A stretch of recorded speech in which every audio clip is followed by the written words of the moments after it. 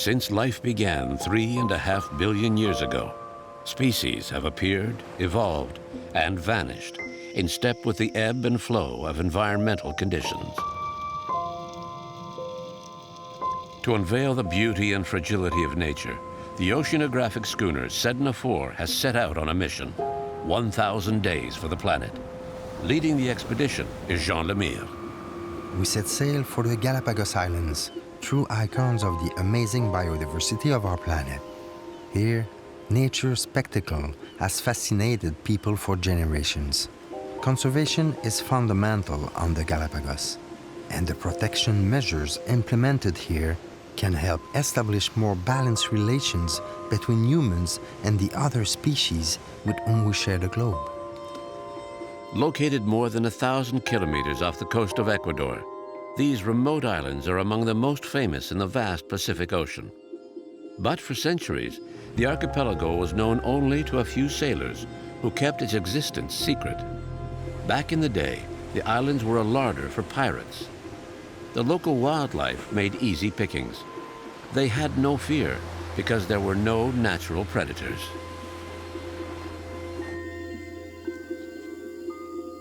Passing sailors introduced a number of animals, and these have multiplied. Goats, rats, and other invasive species still threaten the unique flora and fauna of these remote islands. But a new threat is looming, more insidious than tourism or even the introduction of exotic invasive species: climate change. The island's extraordinary richness is due in large part to the interplay of the great ocean currents that help regulate the climate of our planet. In this region, the Humboldt Current flows north from the Antarctic, skirting the coasts of Chile and Peru. This deep water stream, 7 or 8 degrees colder than the surrounding ocean at these latitudes, comes to the surface bringing nutrients that stimulate the growth of plant and animal plankton on which many species of fish feed. This abundance of food is a boon for many animals, like the Galapagos penguin, the most northerly species of penguin on the planet. The geographic location of the Galapagos Islands isn't an ideal habitat for penguins, but they've been able to adapt to the tropical climate thanks to the cold ocean currents that bathe the archipelago. To escape the heat, Galapagos penguins spend most of their time in the water and only return to land at sundown. But an increasingly frequent climatic anomaly is threatening the survival of these penguins endemic to the Galapagos: El Niño.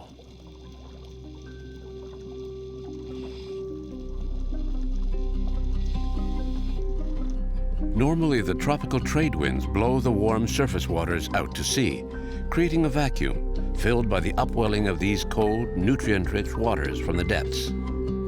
In El Niño years, the trade winds weaken.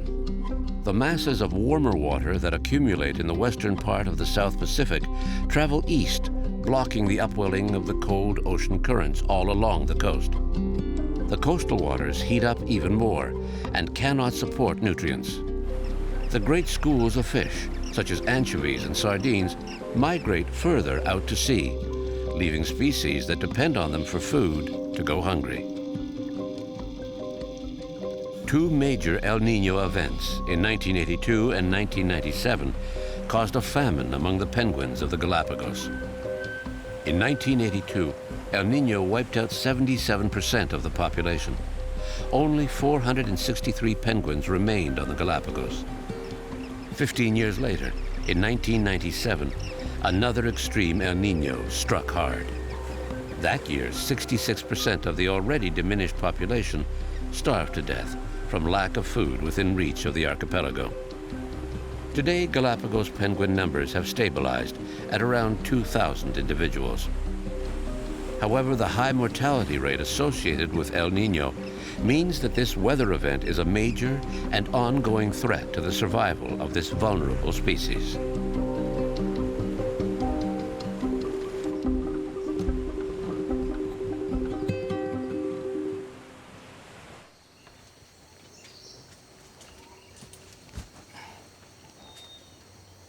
Scientists in Galapagos Islands National Park, who monitor these climate phenomena, have already noted important changes within different ecosystems. En esta época del año, las iguanas marinas empiezan a hacer su territorio, ¿no? This is the time of year when marine iguanas start to establish their territory. Está agarrando su territorio. Normalmente And these guys are doing that right now. donde pueden tener varias hembras, si puedes ver. Y en esta época del año normalmente They lay out the boundary of an area within which they can control a certain number of females. Desde los últimos 4 o 5 años, personalmente he visto Mating season begins around the 24th, 25th, or 26th of December. estos son como un reloj. But for the last 4 or 5 years, they've started mating later. Y empiezan a reproducirse, They've always pero been el as año regular as pasado clockwork. estaba como por el mes de enero, los primeros días de enero. Y luego, Last season, mating didn't start until the first few days of January. También se demoró 1 o 2 semanas más. Entonces como que se fue extendiendo más el tema del tiempo, ¿no? With mating happening later, the eggs don't start to hatch until 1 or 2 weeks later than usual. So the whole reproductive process is shifted later in the year. Creo mucho que ver con el tema del cambio climático, con el tema del I think climate change is a major factor in the delay in the reproductive cycle. En Galápagos también se siente. We're definitely feeling the effects of climate change here in the Galapagos.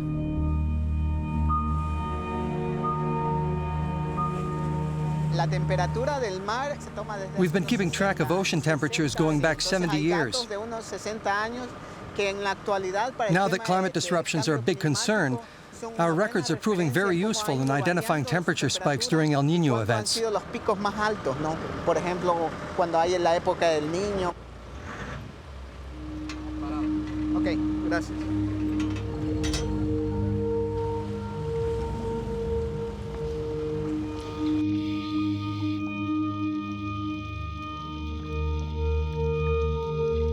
Lo importante de estos datos es que This data is vital over the long term.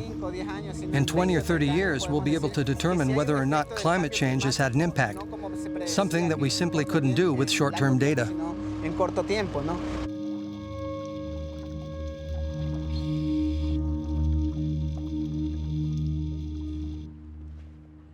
Este animal que está aquí This animal here is a type of sea crab that originated far away from the Galapagos archipelago. They traveled on a warm current during an El Niño event. We found lots of them here in 1997 and 1998. We had never seen them before. Their arrival allows us to deduce that ecosystems are affected by changes to the climate. And this is proof that species change, ecosystems change, but also that the habitat where the animals live also undergoes profound changes.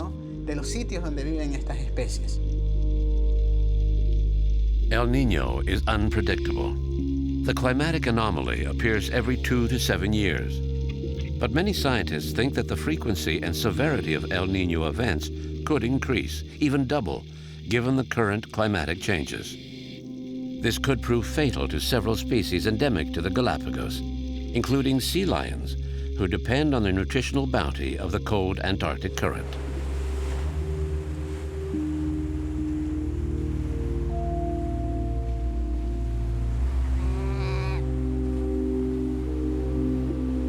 Scientists have noted much higher mortality rates in El Niño years. During the last extreme event, numbers dropped by half.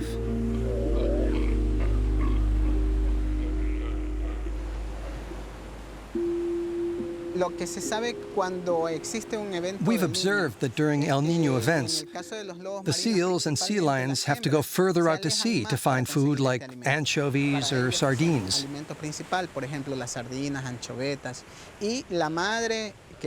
Nursing mothers have to leave their pups alone on shore for longer periods of time. The babies go without food for long stretches and eventually weaken and die.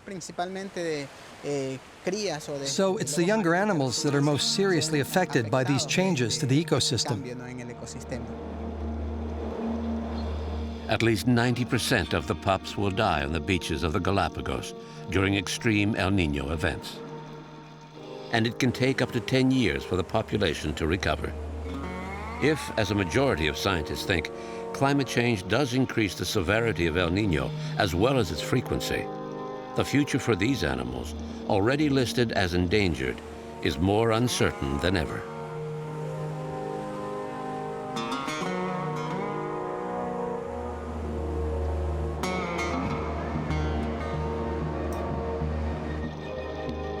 Climate disruptions have no borders and can have dire consequences spread over time and great distances. At the sub-Antarctic Bird Island in the southern Atlantic Ocean, scientists of the British Antarctic Survey noted major die-offs among young fur seals. And these events repeated over time. Years of research have shown that El Niño also takes a toll on wildlife in the Atlantic Ocean, but 2.5 years after the event begins in the Pacific.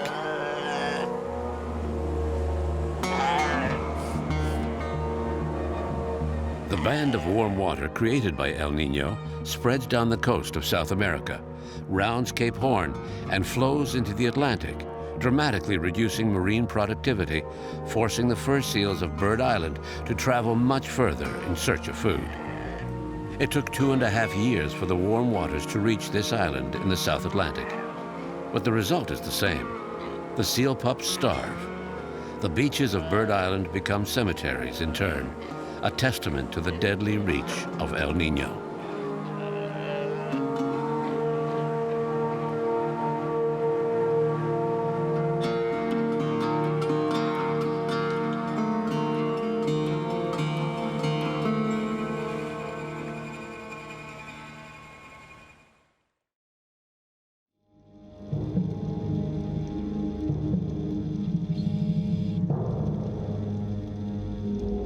In the Galapagos, despite the most stringent conservation practices in the world, many species are under threat. The culprit? The climate crisis, which knows no borders and sneers at conservation measures. A rise in ocean temperature could also have irreparable consequences for the survival of these unique creatures. They have become true symbols of conservation. Marine iguanas, too, are affected by warming seas. Iguanas eat sea algae, which become indigestible as a result of a buildup of a toxin that grows in warm, humid weather. When there's nothing but poor quality algae to eat, and not even much of that, the iguanas are in grave danger. As well, erosion and floods destroy their nests, and the warmer air affects their ability to control their internal body temperature. In one of the most recent extreme El Niño events, almost 90% of marine iguanas died.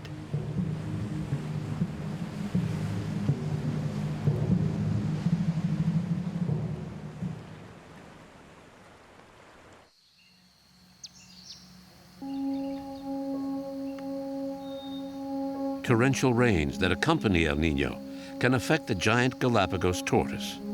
Nests get flooded, and landslides trap some giant tortoises in ravines.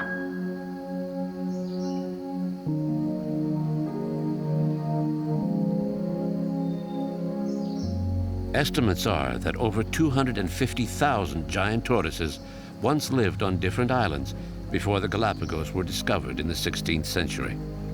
Caught and kept alive on sailing ship as a source of fresh meat, their numbers plummeted. The introduction of invasive animals like goats and rats also contributed to the decline of giant tortoises throughout the archipelago. In 1974, there were only 3,000 individuals left.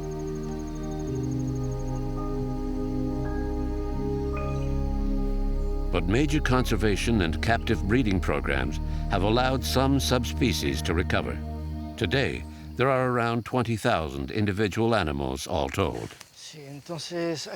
This is a male tortoise from Santa Cruz.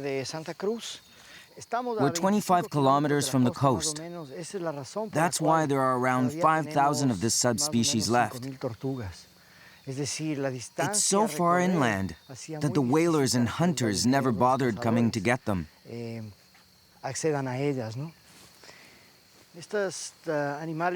These animals are an integral part of our ecosystem.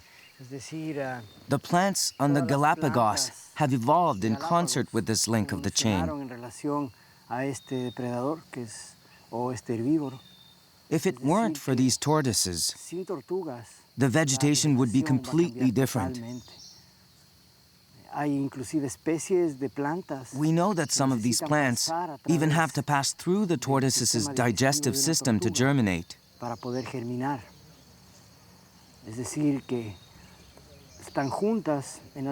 evolution of the island is so intertwined with the tortoises that it's hard to imagine what the islands would look like if there were no tortoises.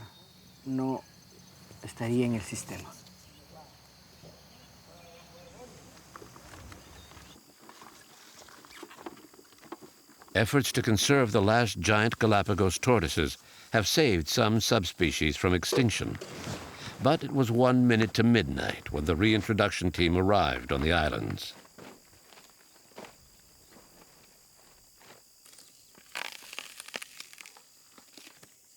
I started working with the tortoises when the park was created.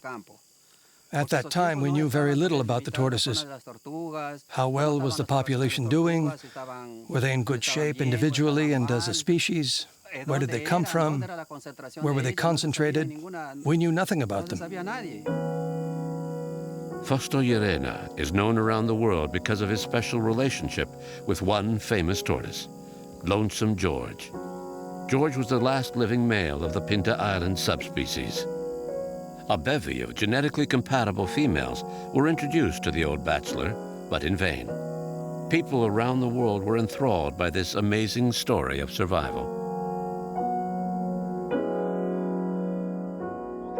Today, Fausto Llerena and his team focus on protecting young tortoises for eventual reintroduction on the different islands of the archipelago. The tortoises live here for 2 years before being released into the wild. They're still very vulnerable during that first year. The biggest danger is rats. Rats don't attack the eggs, just the baby tortoises. But the pigs eat tortoise eggs. Rats can actually eat a small tortoise like this.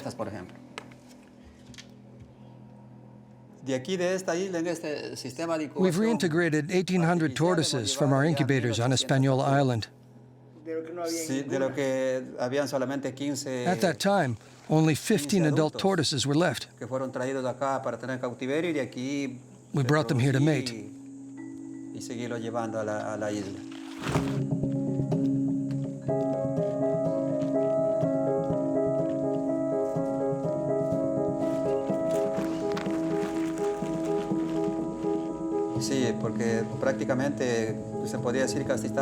We had to do that because they weren't reproducing in the wild.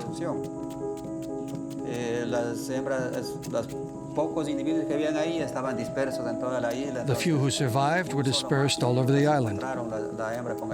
It was almost impossible for males and females to find each other in all that territory. Now we are finding nests of young adult tortoises. There are around 3,000 today.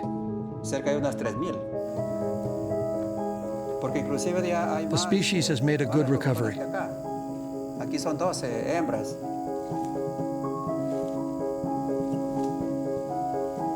Conservation measures, captive breeding programs, and the giant tortoise's amazing longevity, up to 200 years, have enabled some subspecies to escape extinction.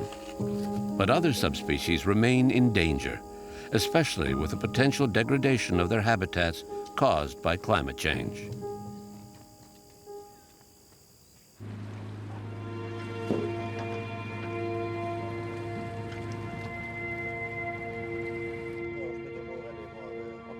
We left the Galapagos feeling uncertain about the future of this paradise of biodiversity. Climate change will affect not only animals and plants over the next century. Scientists foresee that all the islands in the Pacific will face temperature increases on land and sea. Beyond the disasters feared by the predicted rise in sea level, ocean warming could affect our ability to feed the planet. To understand one of the little-known consequences of warming, we set sail for French Polynesia.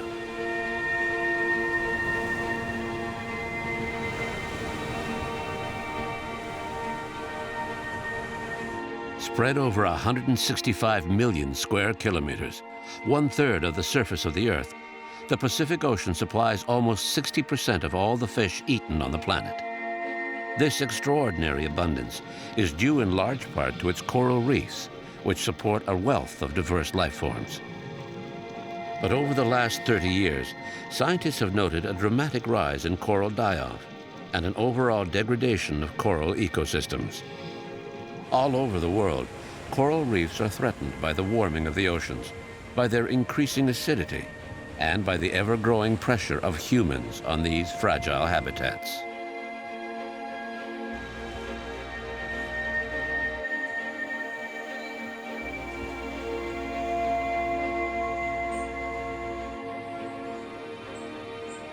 On the island of Moorea, scientists are working to understand the evolution of coral reefs. In a way, it's a shame that coral reefs are coastal. Coral needs light to grow, so they have to be in shallow water, which automatically puts them close to human activity. The biggest threats are overfishing, excess sediment, drag nets, and hard objects that bump or crash into the coral reef. All those things have a negative impact. Coral reefs form ecosystems that provide shelter and food to millions of life forms, from bacteria to algae, and from fish to the largest marine predators. Reefs are comparable to tropical forests on land because of the amazing variety of species that depend on them. Coral reefs are fundamental to life in the oceans. Degradation of corals will inevitably impact how much fish the oceans can produce.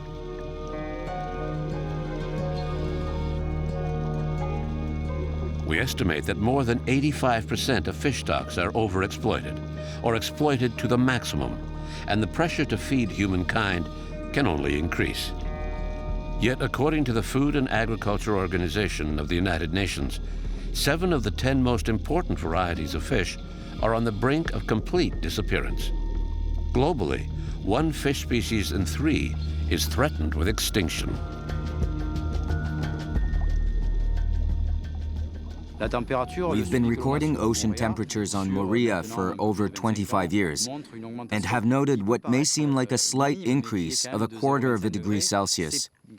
This long-term study indicates a trend, and if we're talking 1/4 degree every 25 years, that's 1 whole degree in a century. We're starting from average temperatures of 28 to 29 degrees, and 1 degree more takes us up to 30 degrees, just about the upper limit of tolerance for a coral reef. That's when bleaching starts to occur, and any additional stress could tip it over the edge. Each stress isn't disastrous in and of itself, but it's the accumulation of stressors that does the damage. Even a small increase in temperature is highly stressful to corals. Corals react by expelling zooxanthellae, single-cell algae that live symbiotically with the coral. Without these essential algae in their tissues, the coral turn white and will eventually die of starvation.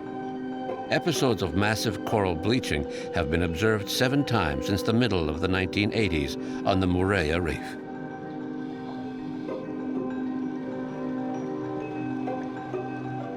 Coral reefs are also vulnerable to attack by the crown-of-thorns starfish, or Ocanthaster.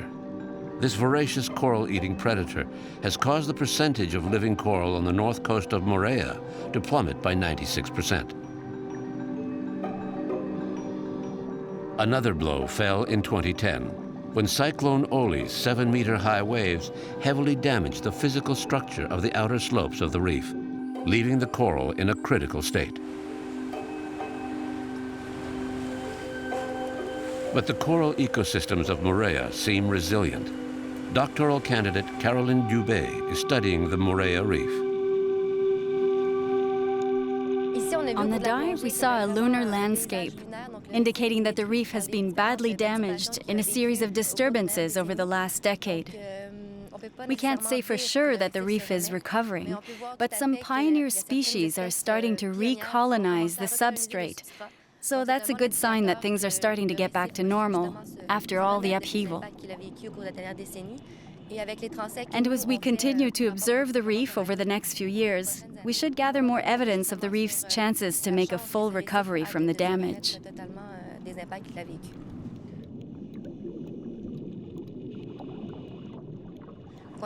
Today we saw herbivores, carnivores, and large predators like sharks. That shows that the food chain is intact, despite the fact that the coral isn't in good shape.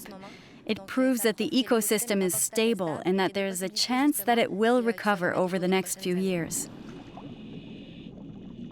While the number and variety of life forms in and around the degraded coral reef has diminished considerably, there is still a wide range of species in the food chain. The arrival of large predators may be a hopeful sign for the future of this recovering ecosystem. So he's a juvenile? How old? He's just under a year old. He's about 60 centimeters long. Now we've got him, and we'll try to be quick, get everything done within 1 to 3 minutes. Let's go. First, a picture. That's one. Can you turn him over? What we've been doing for the past 2 years is collecting data on juveniles, subadults, and adults. And by recapturing individual animals, we can see how fast they grow. And he's a bit more, 3.6. And the young sharks will stay here for 3 or 4 years? That's right. They live here and eat, get bigger and stronger. Once they become subadults, when they're around a meter long, they'll start to travel more out into the lagoon and even to the other side of the reef. There, he's ready to go.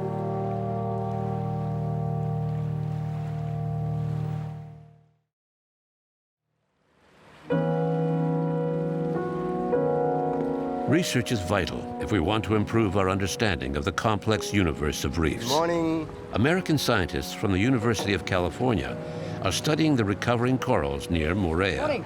Good morning. Good morning. How are you? Welcome on board. They're taking advantage of Setanophores' presence here to expand their exploration into harder-to-reach areas in order to compare the different rates of coral recovery. Coral reefs are really in a very dire situation.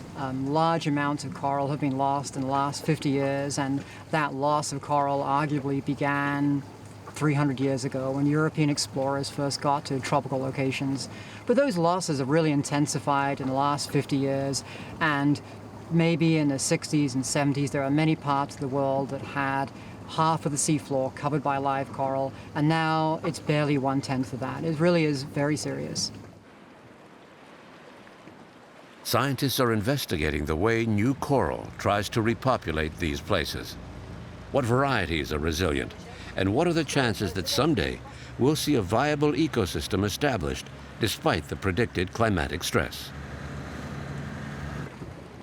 So our main objective is this coral survey, and really the tool is the camera framer. So we're looking at the whole landscape, but we're taking very detailed pictures of just a ½ meter by a ½ meter. We're repeating that many times, and we'll do that at a series of depths, and from that we can then put together a detailed picture of the community structure of the corals.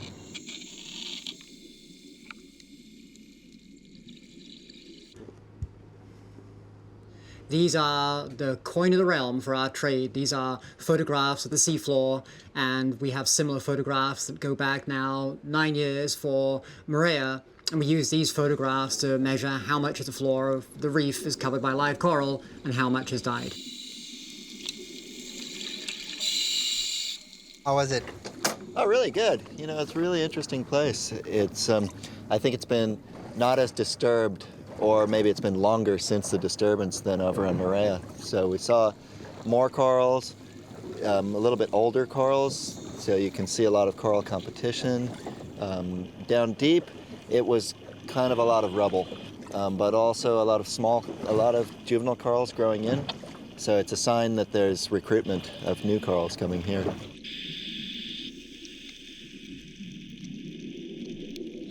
This little colony down here, this is live stony coral. This is the coral that probably, it's either unhealthy or it has died recently.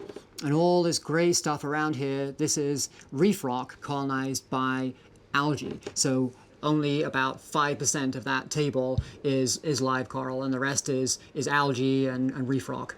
So here is a coral colony that was eaten by crown of thorns probably within 48 hours, and here is another one. And just for the contrast, this is what they should look like when they're healthy, just a beautiful layer of tissue, and that disappears, and we have this whiteness.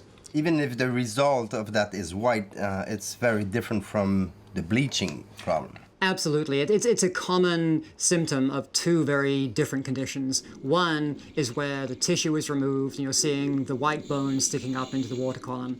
The second one is where the corals typically are stressed physiologically, usually because the seawater is very, very warm. It causes them to lose their symbiotic algae that they feed with. Once those algae have gone, the tissue is a very thin, transparent layer for a short period of time. And it's white. It looks just like this. But the difference is, for that short period of time, they remain alive. However, without the algae, they can't feed off sunlight. So they then slowly starve. And if the water stays hot, they starve and they starve. And usually within about 2 weeks, then the tissue will die. And then we're back to this condition where whiteness is a sign of the bare bones in the water column.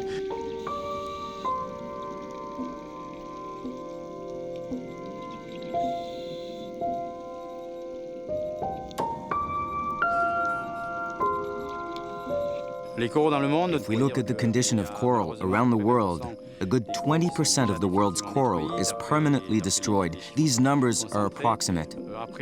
Then we have 50% of coral that is critically endangered, and the remaining 30% is in a relatively natural state and not under any particular negative stress for the moment. Some scientists believe that over 60% of corals could die by the year 2060. Yet fish are the primary source of protein for over 1 billion humans. The main problem is overfishing. And that's happening because coral reefs are located in economically disadvantaged areas where countries are poor and overpopulated. There's a population explosion in Southeast Asia, throughout the Pacific, as well as in Africa, which is increasing the already tremendous need for protein. And there's a big food warehouse on the doorstep, the lagoon. So people keep on harvesting the way they did in the old days. But whereas there used to be 2,000 fishermen, now there are 20,000. So sooner or later, the system will not be able to produce enough to meet demand.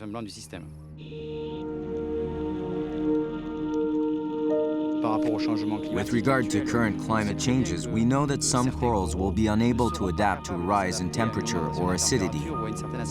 But there are a great many varieties of coral, and some that are not dominant today could well become dominant in the future.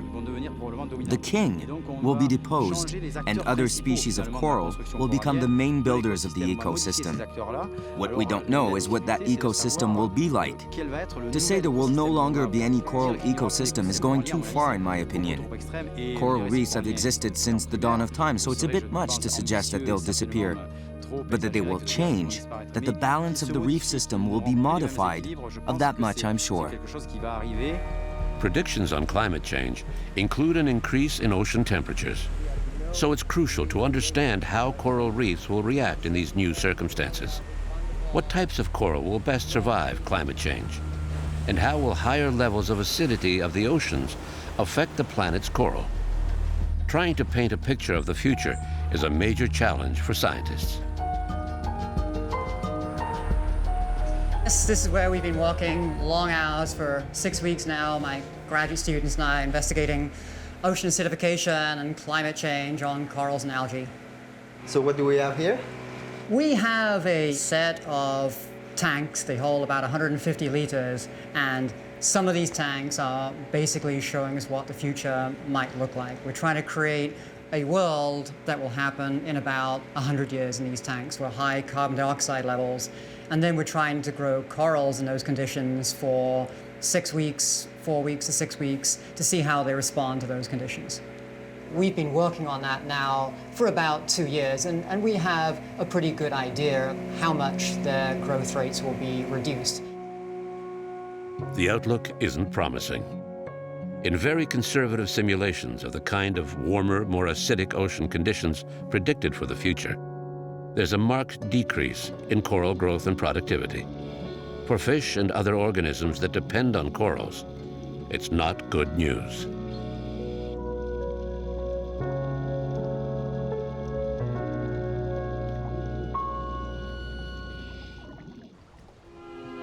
Climate change, more frequent extreme climatic events like El Nino, pollution, the feared increase in natural disasters, and the degradation of coral reefs around the world are interconnected factors that threaten global food supplies.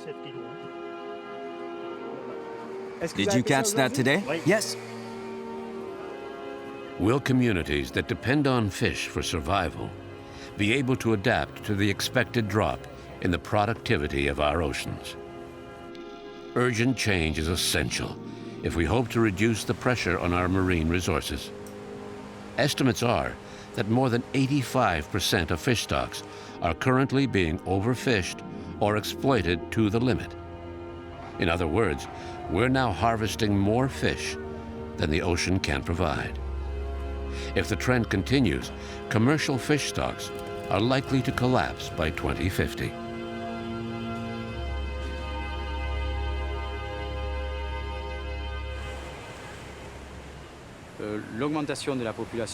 The increase in the human population living by the sea is worrisome.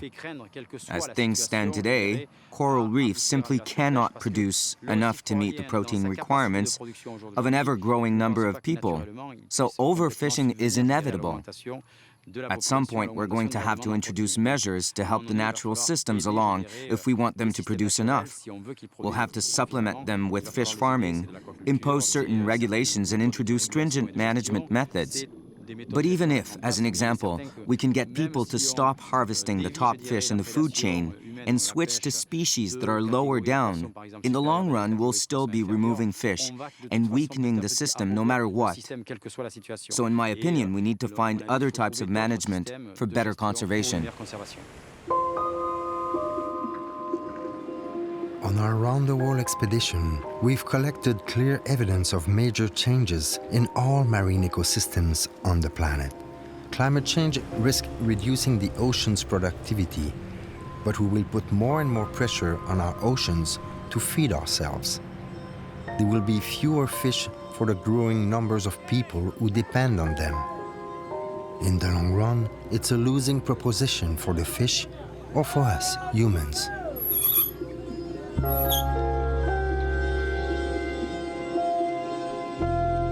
Back when pirates stopped at the Galapagos to catch giant tortoises, the idea of depleting resources never crossed anyone's mind. Why would it? At the time, there were only a few 100 million people on the planet. But in 35 years, we'll be up to 9.7 billion, and probably 11 billion by the end of the century. The pressure on global resources will continue to grow, crippling the planet's ecosystems and endangering all those who live in them. There's one species we won't have to worry about anymore. The Pinta Island tortoise is extinct. Lonesome George, the last living male of his subspecies, has died, wiping out millions of years of evolution in one stroke. More species are going extinct than ever before as a direct result of our unsustainable exploitation of the planet's resources. But all that could change. The fate of the planet rests in the hands of one species only, ours.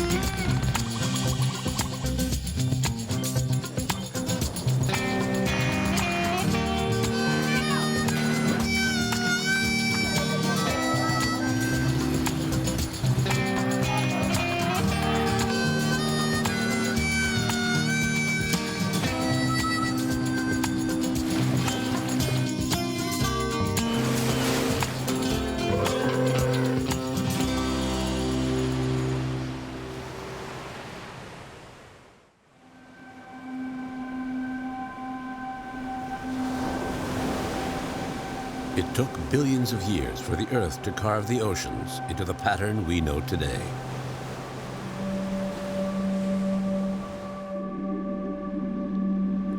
Hundreds of millions of years of evolution and adaptation have resulted in the creation of countless species that interact to form the largest ecosystem on the planet. Deep in the ocean blue, every species has a role, its own specific function, in a delicate balance among all species.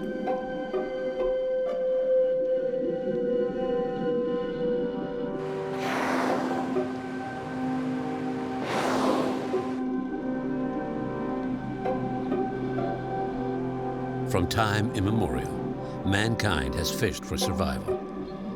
The never-ending challenge is how to share the sea's resources with other species that depend on them.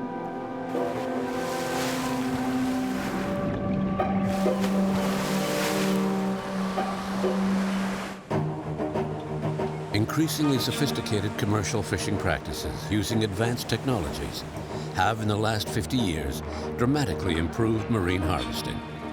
We keep going farther and deeper and catching more and more fish. But we seem to have reached the limit. The ocean's ability to meet human nutritional needs is being exhausted, a result of decades of overfishing and abuse. Scientists consider that if nothing is done rapidly to correct the situation, we will see the collapse of commercial fishing within the next few decades.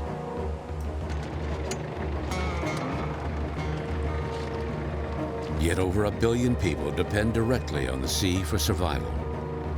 The future of many societies may well hinge on whatever conservation measures we are prepared to introduce over the next years.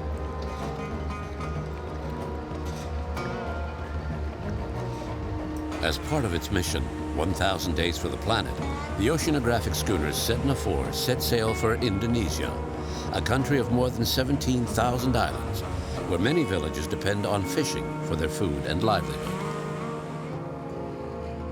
Chief of Mission, Jean Lemire. We're heading to Bali, an exotic island surrounded by coral reefs, known for its remarkable marine biodiversity.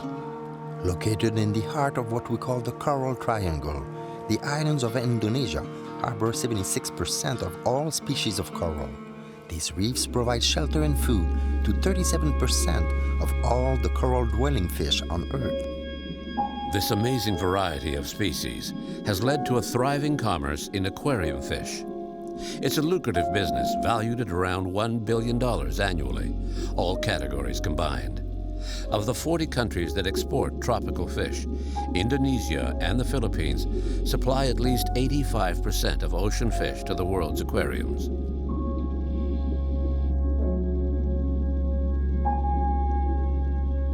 The market for tropical fish skyrocketed after the animated film Finding Nemo hit the screen in 2003. An estimated 30 million fish and marine creatures are harvested every year on the planet's coral reefs. There are no regulations about which species can be caught. The strong demand for aquarium fish has led to the widespread use of a destructive fishing technique, cyanide fishing. A solution of sodium cyanide stuns the fish, making them much easier to catch. This technique rapidly degrades the coral reefs. An estimated 1 square meter of coral is destroyed for every fish caught.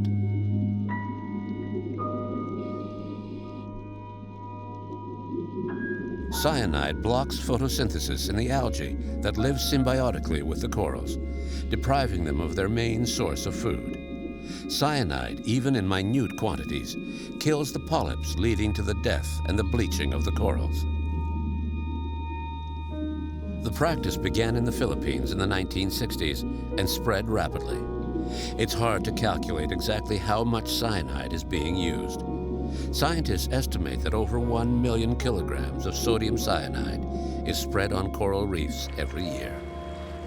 Cyanide fishing is against the law in a number of countries, but enforcement is haphazard at best.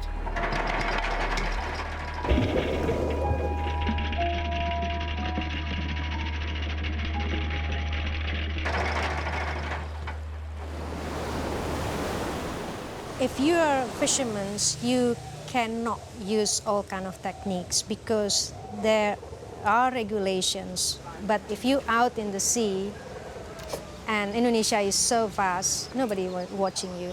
So in practice, they do what they like with the techniques, yes. The deadly mixture for corals is obtained by simply dissolving sodium cyanide crystals in seawater. A fisherman has agreed to talk to us anonymously.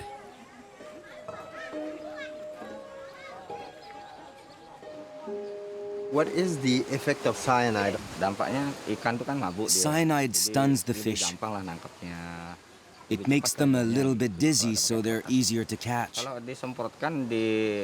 When we release the cyanide, the coral reacts by spurting out a liquid.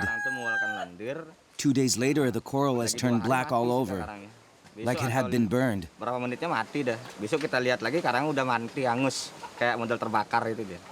Why do you use this on coral reef? Because with this method, all the fish crowd together, and all we have to do is gather them up. Back in 2000, I made $10 a day for 4 hours work. Today, I make quite a bit more. I'd say I make around $30. Is there any risk for your health? Yes. If you breathe in the cyanide, it's very bad for your heart and lungs. International pressure has forced local authorities to take some action. But these few police interventions are the exception and often end without official sanction.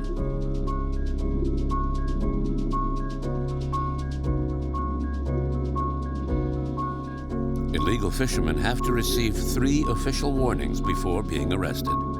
Arrests are rare and do nothing to discourage the practice. Did you get caught before? I got caught once. I was convicted of illegal fishing. I went to jail for 6 months, and I had to pay a fine of $50.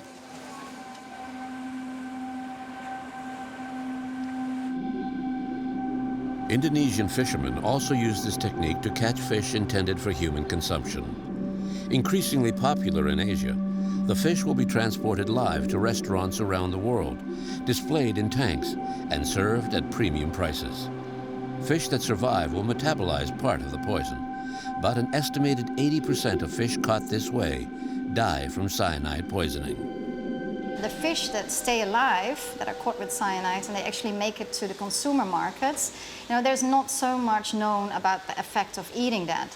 But many fish that are caught with cyanide die, and those fish are still sold, and they end up at the local market. So you can imagine that the local communities who eat that fish, because it's dead and they don't waste it, they actually probably have a lot of risk of taking a lot of cyanide that's still in the fish. That's what it died from.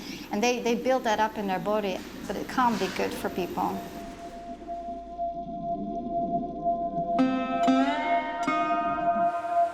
Another illegal fishing technique is devastating coral reefs.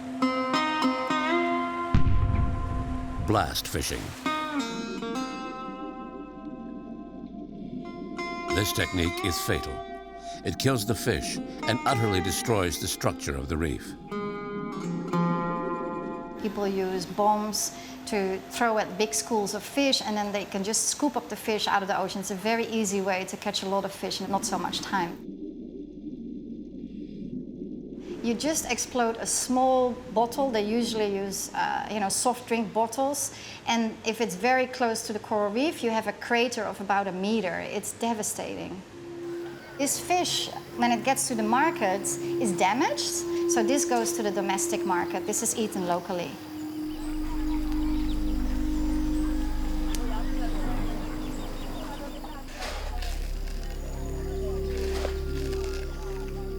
This explosive is made from fertilizer according to a recipe that has been handed down through generations.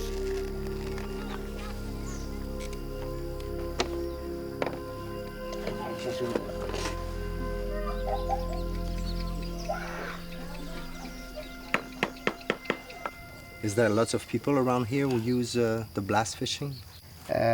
Not as many as before, but some of us still do. Why do you use blast fishing?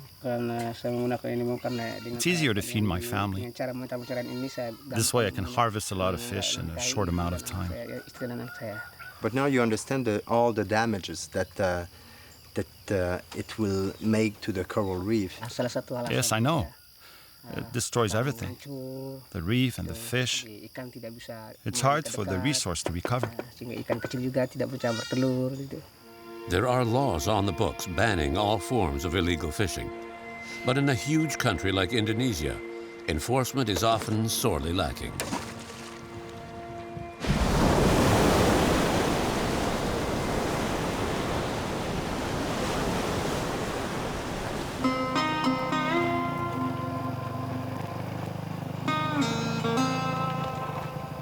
Fortunately, some people have decided to break the cycle of destruction. In the small village of Les on Bali, Made Patiana catches aquarium fish. Like the other fishermen in the village, Made used cyanide fishing for many years.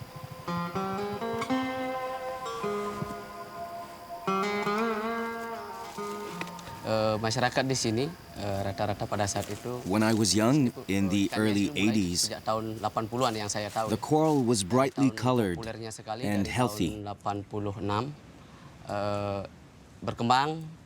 But in the early 90s, the reef started to die.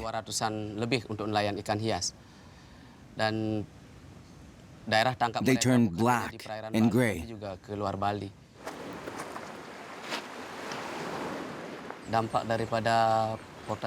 Money-wise, it was a true disaster.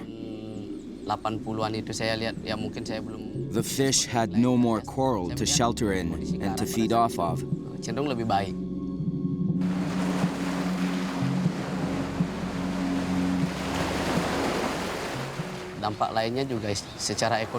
We'd catch fish for 2 months and then have to wait another 10 months before the stock recovered enough for us to catch any more.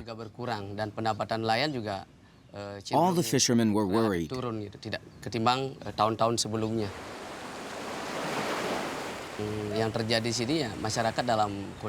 Then the government stepped in and placed a ban on cyanide fishing.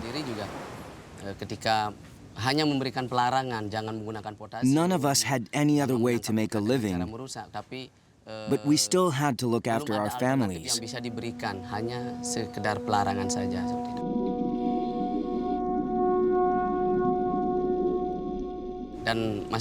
Finally, in 2000, an NGO came along to study the situation and offered us a solution. They were very supportive. They taught us how to fish using nets. Made uses a long net that he sets out above the reef. He selects and collects the most beautiful specimens of all the fish in the net. Made holds his breath to a depth of between 4 and 10 meters. It's exhausting work, but he prefers this selective, sustainable approach that does not damage the reefs.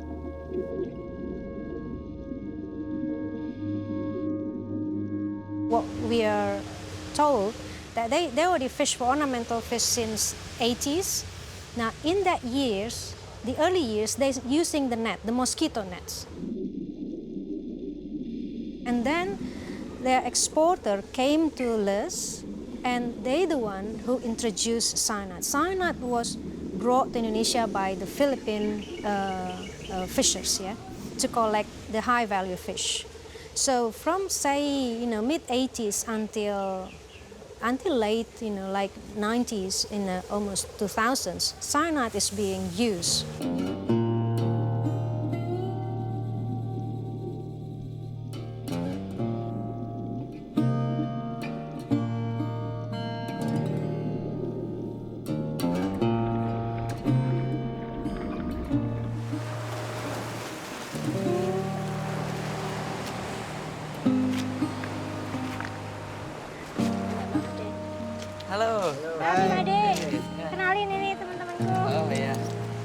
Nice to meet you.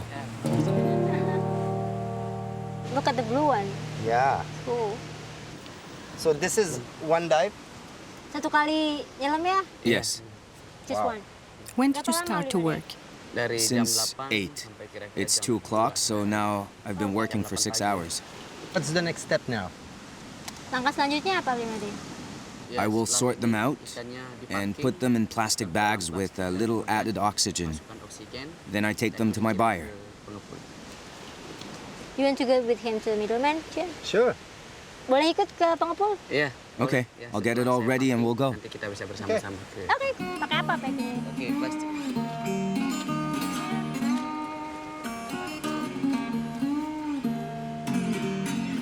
Made has to carry his catch safely to the buyer, who will check the quality of his fish.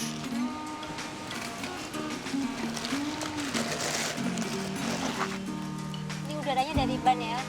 Oxygen stored in the inner tube is transferred to plastic bags to keep the fish healthy during transport. Over time, this exceptional fisherman has been able to create a real demand for his high-quality fish caught in a net.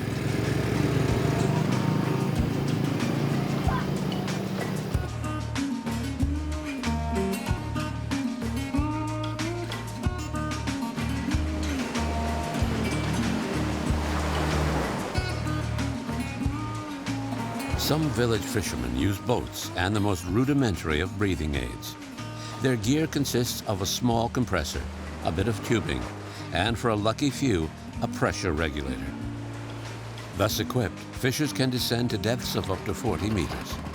Diving is risky under any circumstances, even more so with inadequate equipment and little or no training. The compressor helps me dive deeper. I get a much better harvest that way. I've been careless and made some serious mistakes. Once, before I knew any better, I swam all the way to the surface without stopping halfway up.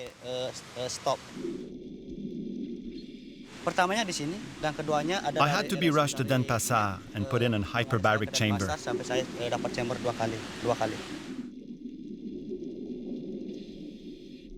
A few years ago, some friends and I got the idea of sinking some old tires down to the seafloor as a shelter for the fish.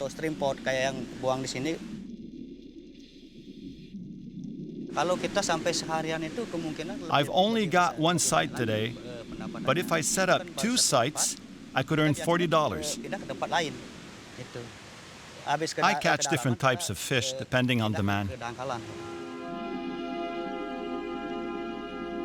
The idea of making structures to replace the damaged coral is spreading. With the help of an NGO, the fishermen of Les have begun making concrete structures to replace the coral reefs destroyed by years of cyanide fishing. They have also started a program to reintroduce coral by transplant. Under this flourishing initiative, the coral ecosystem is gradually being reborn.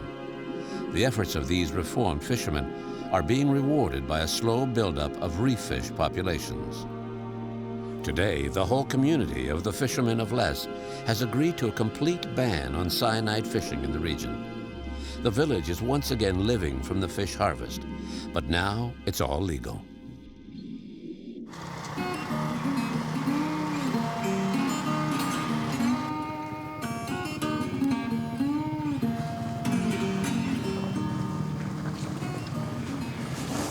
Village fishermen bring their catch to Mr. Picassi, the local buyer. He also acts as the middleman who negotiates with international exporters.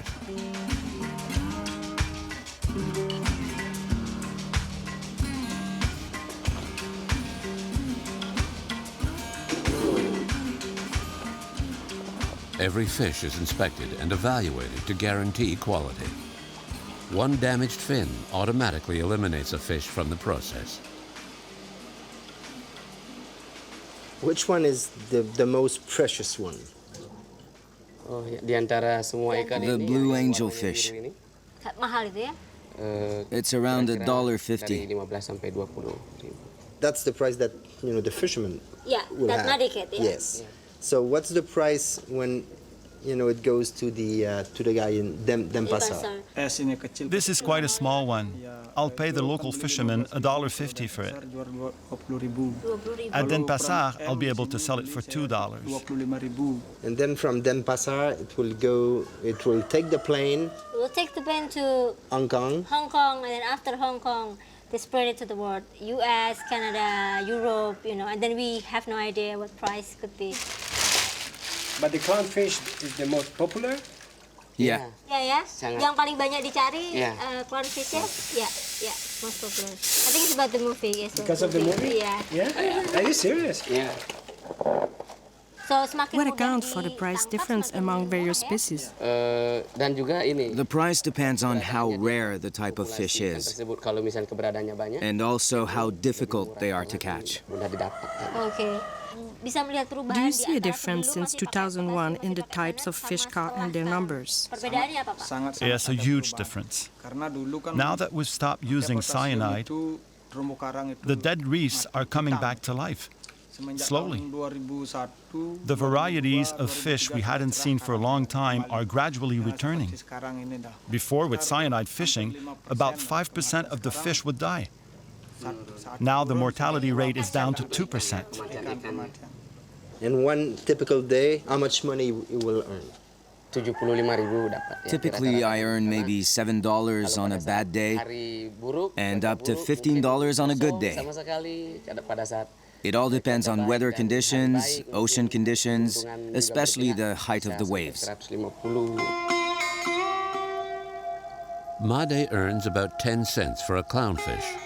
The most expensive fish can go for up to $2, but they are few and far between. Fishermen naturally search out the most lucrative species, and yet they are often the most endangered. There are no regulations here, nor any scientific monitoring to assess and track the state of marine populations.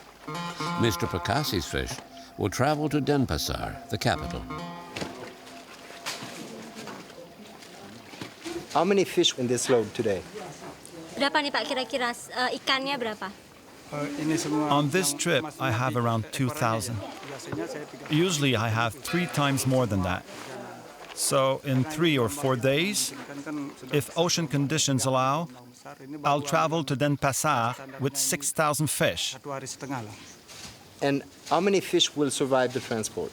The mortality rate is less than 1%. As a rule, if fish die during transport, it is due to human error. And of course, sometimes the bags can burst during the trip.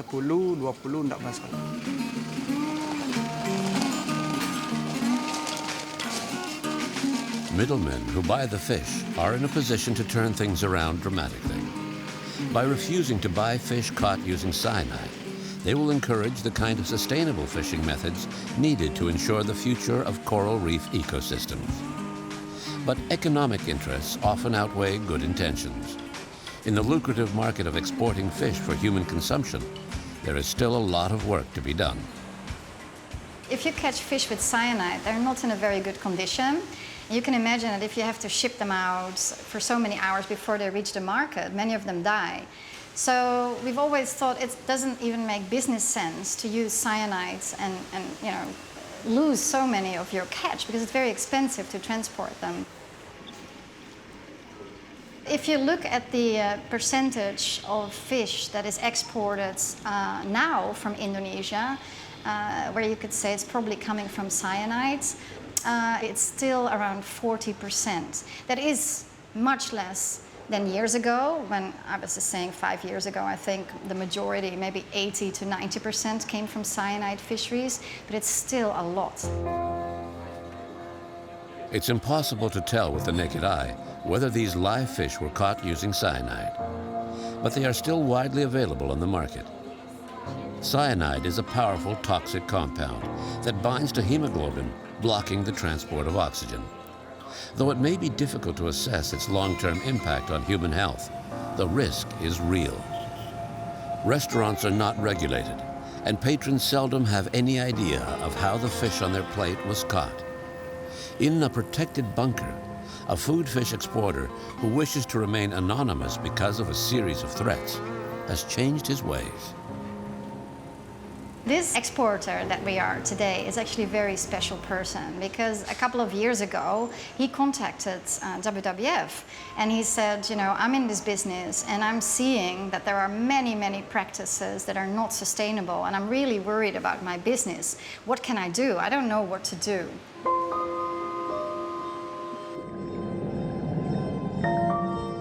The exporter set up a network of fishermen who are restricted to net fishing. Their catch is destined for big city restaurants. Using cyanide is strictly forbidden on pain of expulsion, and participating fishermen get better prices for their fish. The fish, especially groupers, are handled with great care by a team trained to the highest standards. This exporter doesn't buy cyanide fish. He doesn't buy fish that is too small. He doesn't buy fish that, you know, has the eggs, that's ready to spawn. So he does everything that he can do. I think he is the best example of, you know, a future where you can have a sustainable business and make money and support all these fishermen in these remote places. However, he's the only one, and he's just by himself. And there's not enough support by the government to work on the other exporters that actually still have very unsustainable practices. The exporter has also designed oxygenated transport boxes so the fish can breathe better during long international trips. He has managed to convince some airline companies to accept these transport boxes equipped with an oxygen cylinder for shipping on cargo planes. This exporter's pioneering initiative doesn't please everyone. He has to operate under high security. Other exporters who use cyanide do not appreciate competition that breaks the mold. But the demand for clean fish is gaining ground, and some restaurants are ready to pay a premium for a product that meets the highest standards.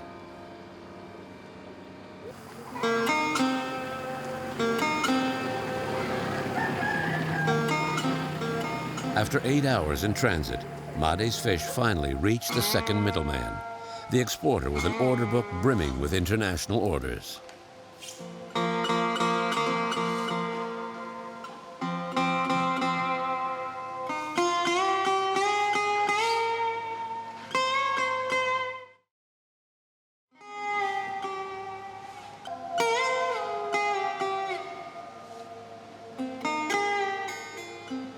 When the fish come in, usually they come in the morning. We open the bags, let them sit in the screening area for 4 or 5 hours. After that, we move it to a quarantine system. We keep them over there for a few days to see if there's any problem, disease or broken fins, those kind of things. So after a few days of quarantines, we move them to our regular systems.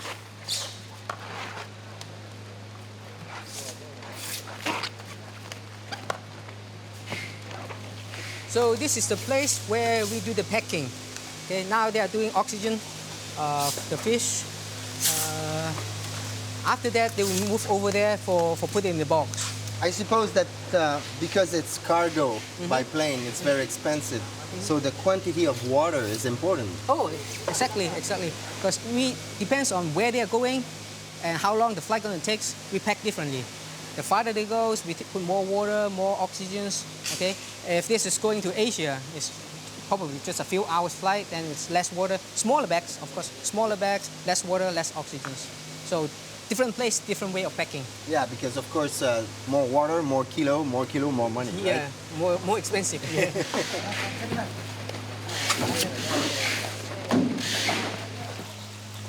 This is Pakesi.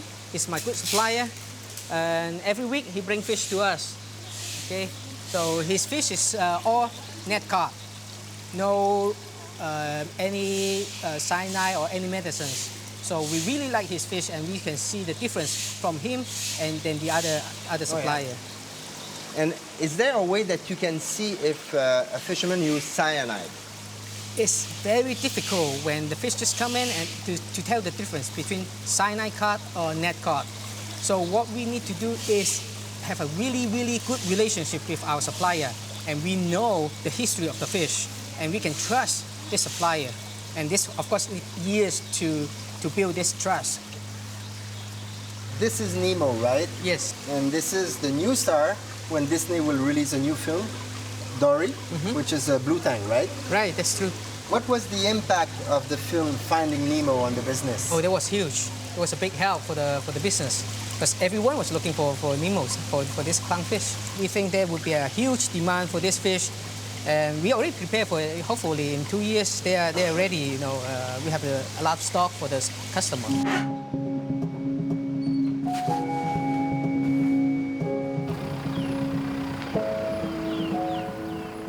Aquarium fish, like food fish, are sent to the international airport at Denpasar every day. They then begin their long journey to international importers, who will ship them to wholesalers around the world, who, in turn, will sell them to retail shops or restaurants. So everything we see here are fish that are leaving. This is going to Munich, this is to Charles de Gaulle in Paris, and the crates that just went by are for London. Tens of thousands of fish leave every day, going just about everywhere, with different suppliers. It's clear that Bali is one of the major exporters of tropical fish to the world.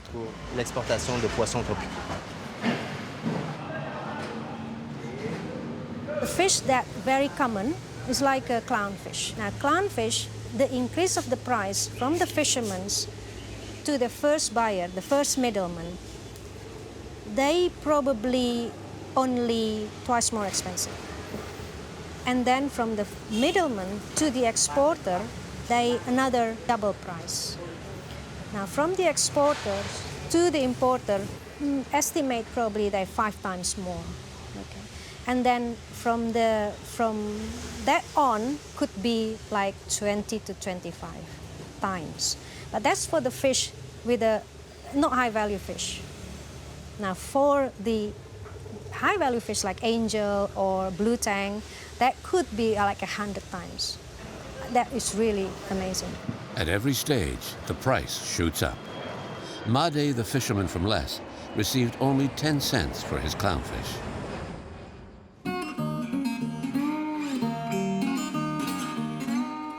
The market is expanding exponentially, putting more and more pressure on fish populations.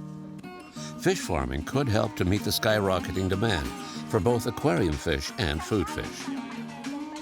Balinese entrepreneur Mr. Chu has an extensive operation. This reproductive center for exotic fish is one of the few to successfully breed some species of fish in tanks.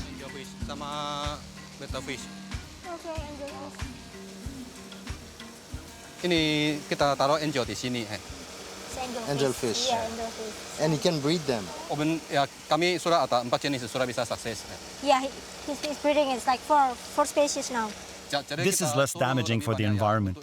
I'm here every day looking after things.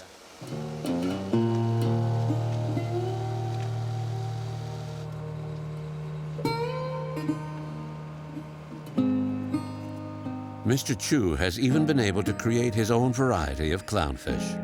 Their distinctive markings make them even more valuable on the market. How many clownfish did he send around the world in the last year? Around 1 million. So what will happen when they're going to release the new Disney film, Dory? These fish are very difficult to reproduce. So if I succeed, I'll be a millionaire for sure. Okay, yeah. I hope we'll be able to meet the demand with farm fish and leave the rest in the ocean. He really emphasized that if it happened, I mean, like just took it from the breeding, not from the ocean. You know, it's more healthy, more beautiful. So good for nature and good for business. Thank you.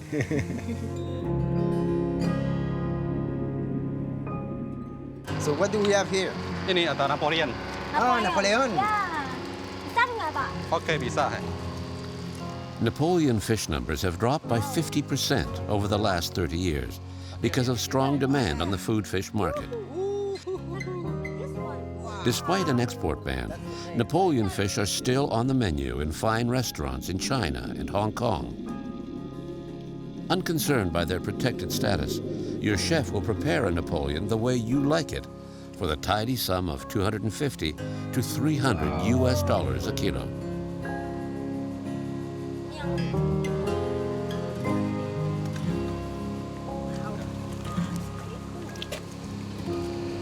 When did he start this program with Napoleon? Kapan Bapak memulai program dengan Napoleon ini? The government of Indonesia started the program, but abandoned it. I took it over 4 years ago. It's an endangered species. We're trying to get them to reproduce. Absolutely. Yeah. That's a very rare fish. Yeah. It's under the CITES, so it cannot be exported to other country. And if he's successful breeding it, For science, it's going to be a great victory. Yeah.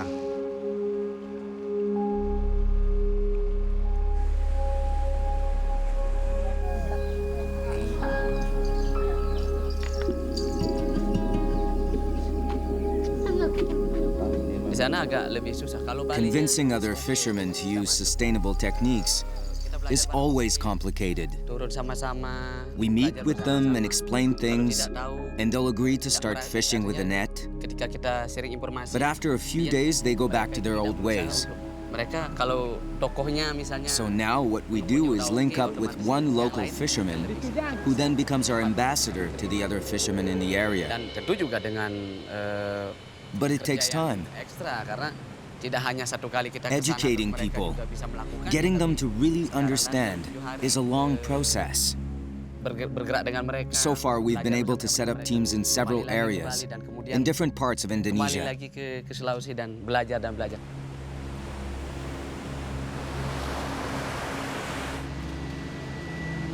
Unfortunately, nothing is black and white. So the problem is not black and white. You cannot say that these small-scale fishermen are criminals, you know. It's, for them, the amount of money that they make is very, very small. You cannot buy this fish for a good price and only pay, I don't know, a few % of that to the fisherman who's doing all the work, and this is all he has. Something has to change in terms of, you know, the value that the fisherman gets. If he gets a little bit more, maybe, you know, he's also more careful with the environment. So it's important to understand who benefits most in this industry. And there's always, I think, a case to make that the fisherman who is responsible should get a fair price. Over 1 billion people depend directly on fish for survival. It's the most highly sought-after source of protein on the planet, and the global population boom will only increase demand for ever more fish.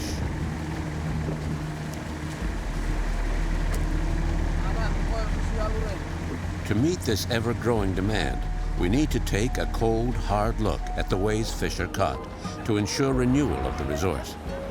Blast fishing and cyanide fishing, already banned by law, must be subject to heightened monitoring in order to halt the disaster now in progress.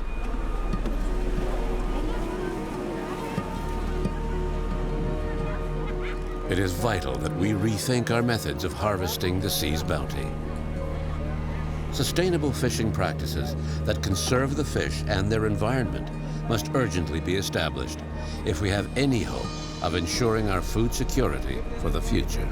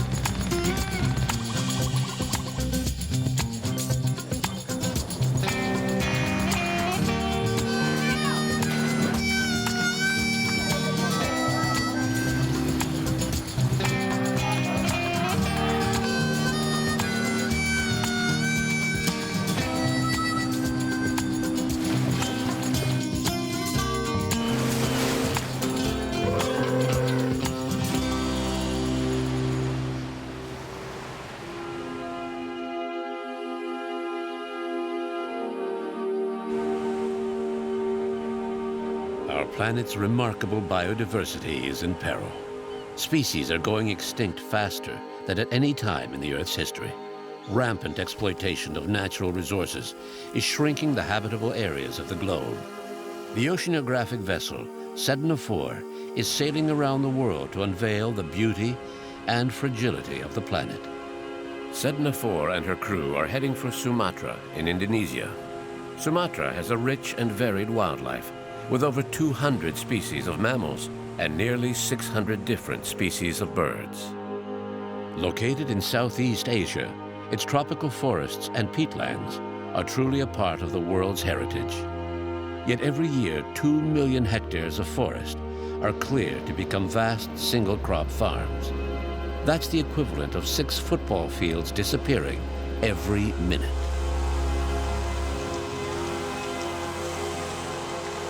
The Indonesian government grants concessions to large corporations who turn these precious forests into plantations. Deforestation is quick and brutal.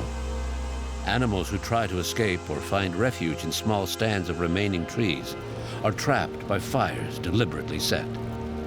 Though illegal, this murderously destructive practice is widespread. Oil palm plantations are springing up everywhere. The fruit produces palm oil, the most popular vegetable oil in the world.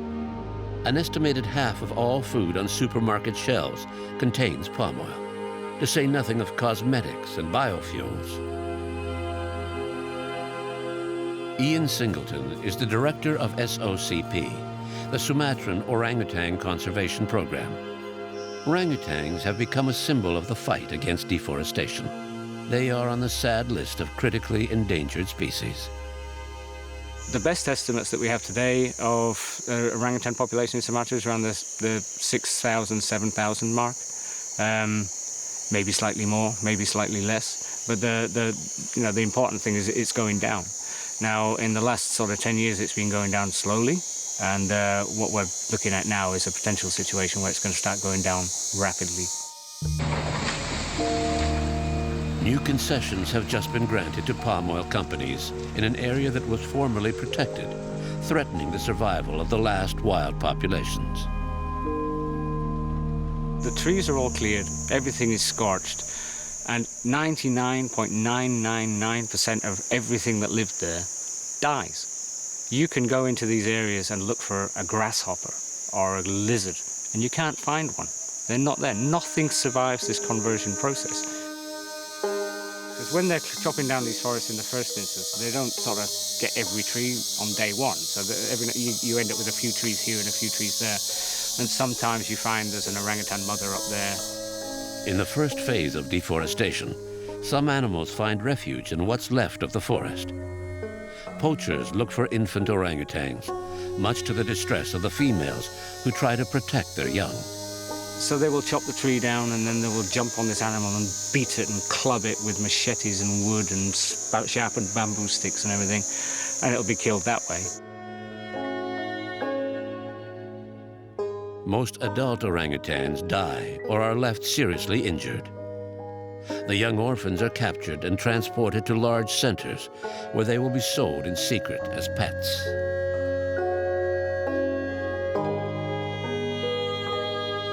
The wounds sometimes that we see are just horrific. We had one many years ago. She aborted a full-term fetus during the attack, and when we got to her, she was chained to a tree by the neck, and her entire body was swollen up like she'd just done 50 rounds with Mike Tyson. It was horrible. The level of violence you need to do that, just concerted violence, it just amazes me. I find it hard to get it in my head that people can be that vicious. Occasionally, local forest police are alerted and intervene. Wounded animals will then be picked up by SOCP or other NGOs and taken away for medical treatment. But for most of the other orangutans, it's death. Slow, agonizing, lonely, and forgotten.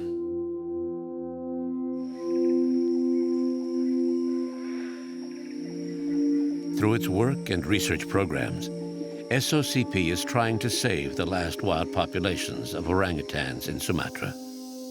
Here at the quarantine station, most residents are young orangutans confiscated from owners who kept them in captivity in often deplorable conditions.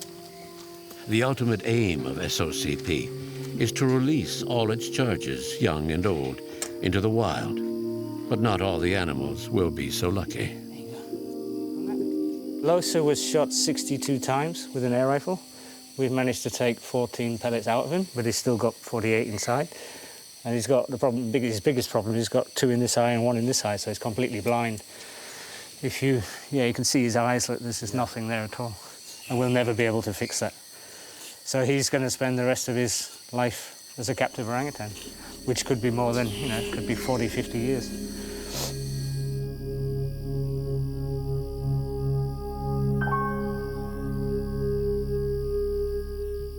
All the rescued animals have to spend time in quarantine before going to the socialization cages. This is where these young orangutans will learn how to become wild animals again. So this is, these are the socialization cages. So this is the first time they've met and been introduced to other orangutans, probably since their mother was killed and they were first captured. So this is where, once they're in here, they have to learn all these orangutan behavioral skills, how to defend their food resources and then you find out who the bullies are and who the subordinate ones are and everything else. So they all will be released eventually? Yeah, everybody in here is a release candidate. We're just waiting. This Saturday, we plan to move 6 orangutans from here to Giant Tortoise to start the release process there, and everybody else is just waiting for their turn. But it's quite a rewarding stage to get to, because these guys have many of them spent years on their own. Some of them have even spent like 10 years chained to a single tree around the neck with a meter of chain. And to finally get them into a place like this where they can really exercise, get to move around, learn all these new skills, it's a really rewarding part of the process.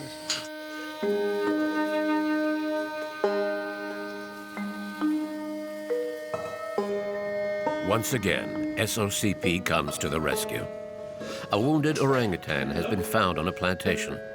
The team must get him to the quarantine station as quickly as possible.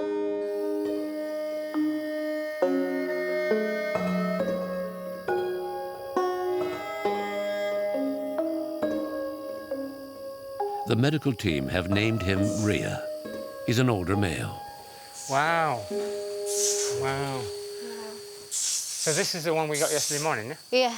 We just got the information from the forestry department, and then he said with us as he found some big orangutan in the plantation, and the people say the orangutan is just staying in one place and then don't want to moving, and then when try to looking with binocular, he found a lot of wound there. So this is why the forestry department make a decision to take this orangutan going to here. He's got a big scar this here. This is a lot of wound on his body. On the head, this is very big wound there, and this is very deep. And then we found a big hole on the here, and then on the right hand, is it? He cannot using, and when we try to palpate, the scapula is calm down. So I don't know exactly, is this a fracture or just dislocation? So we will make sure with the X-ray. But it's surprisingly calm, yeah? Yeah.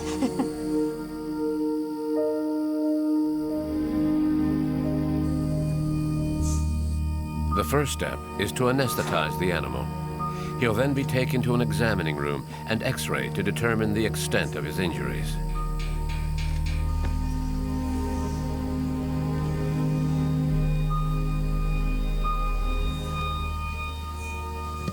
Rhea's body is a mass of wounds and bruises, apparently inflicted by the plantation workers. Again, the level of violence indicates the barbaric treatment that awaits any orangutan who dares set foot on cultivated land.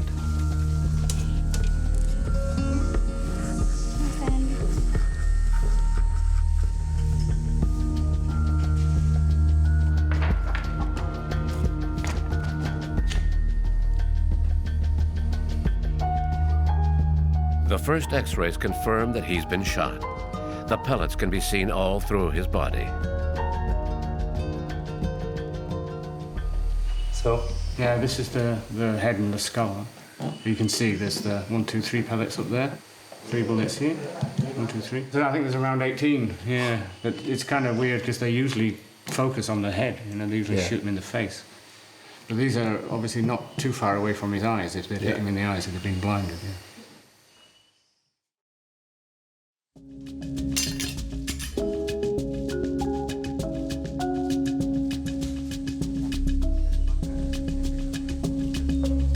A thorough examination confirms that Rhea has major internal injuries. He'll need several surgeries and extensive treatment for numerous infections. The medical team will need an ample dose of patience and TLC if they hope to save this wounded fellow.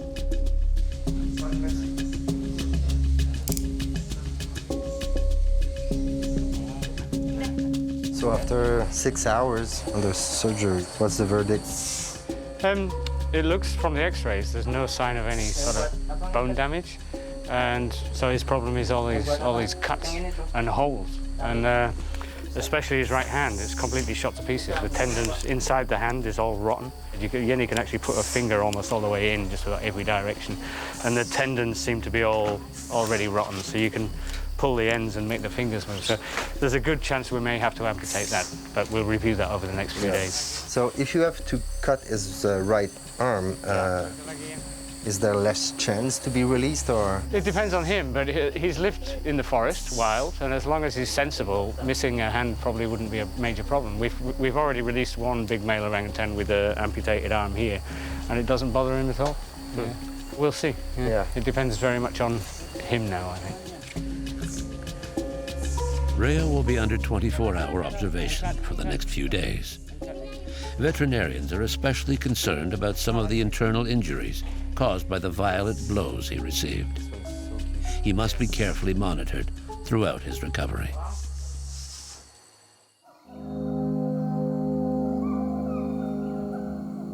Orangutans aren't the only victims of deforestation in Indonesia.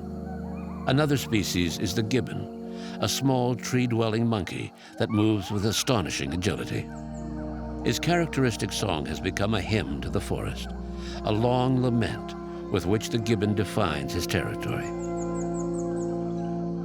The neighboring island of Borneo is also being stripped bare. More than half of its forests are gone, slashed and burned for the profit of palm oil plantations. And recent land concessions could lead to the disappearance of 90% of the remaining forest on the island. Aurélien Brulé, known as Shane, left his native France at the age of 18 to settle in Indonesia.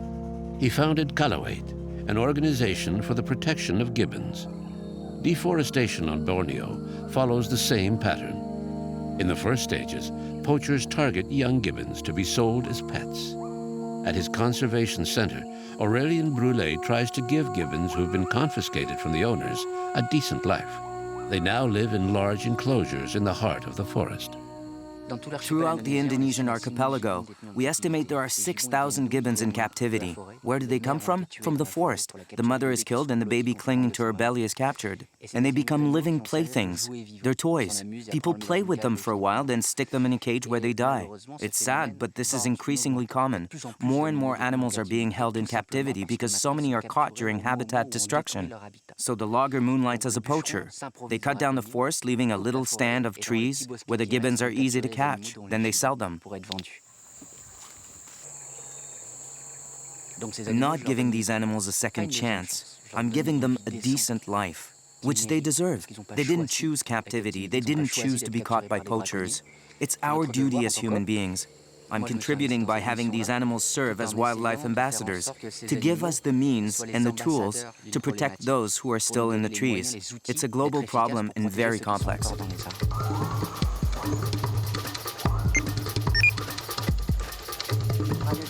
To protect the last wild gibbon populations, Shani makes regular flights over the great Indonesian forests to track deforestation. He's often able to flush out poachers who go about their business deep in the forest, out of sight. one of your essential tools is your paraglider. Yes, it's extremely effective because it takes so little effort. In a single half-hour flight, I can evaluate the situation in a reserve of over 1,000 hectares. It would take days on foot to ensure that there was nothing to worry about. I can also keep an eye on areas that are being cleared. This shows a path that was made in the interior. It's the first step before clear cutting. It's an access to the forest. And there they've started clearing, and you can see what's going on.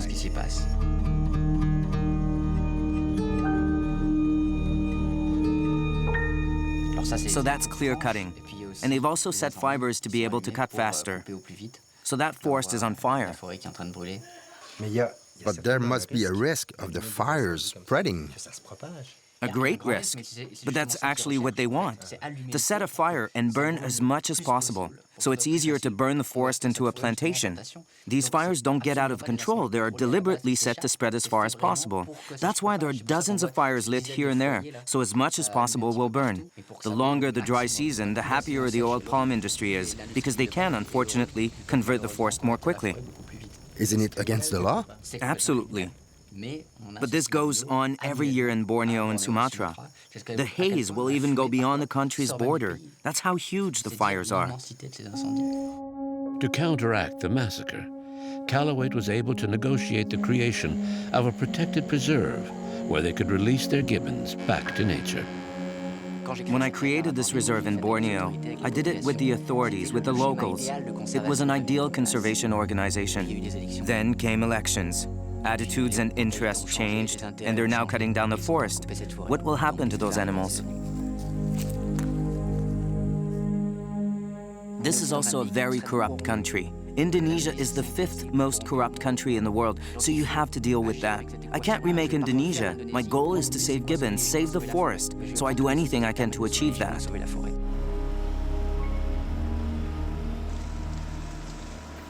I've devoted 11 years of my life to a reserve in Borneo, 11 years of work, money, and patrols. Today, as we speak, this forest is being clear-cut. And the orangutans and gibbons who call it home? Sorry.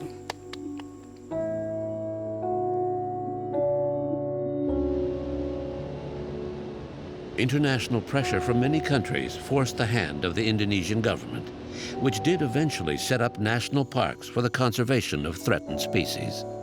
But in the absence of competent authorities in the field, poachers operate freely, destroying any conservation efforts.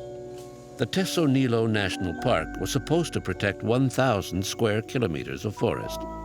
Today, around 80% of the park is subject to rampant illegal poaching. On the edges of this park, the WWF has created its Elephant Brigade. When the park was established, the park was already in a very bad condition at that time. So basically almost like land of nobody, and that's why these encroachers started to come. So the encroachers that were already there at that time become even more rampant because they possibly invite more people. And now, despite the situation, they still are surviving. It's now gone and turned into oil palm mainly. It's tough being elephant here in central Sumatra, but despite the situation, they still are surviving. In the heart of this supposedly protected park is more evidence of illegal activity. This is quite amazing. Yes. Who did this? This area, what I heard is done by the local people here, not far from this area, that they still believe that this area is still part of their customary land. People who are in the field are basically, generally, just poor people that happen to need some money or just to sustain their life.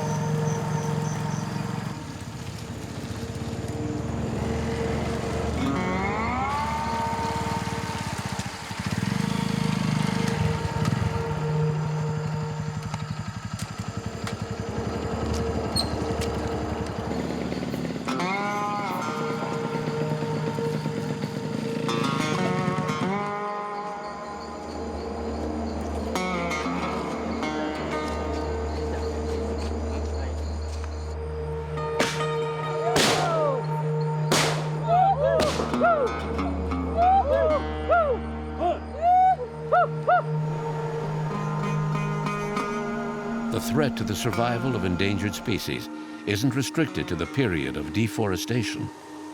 Mature plantations pose their own dangers to survivors of deforestation. A team from the World Wildlife Fund uses GPS monitors to track the movement of some of the wild elephants.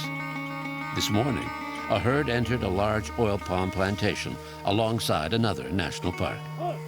These migratory animals simply don't have enough protected forest left, since the parks and reserves are under siege by the poachers.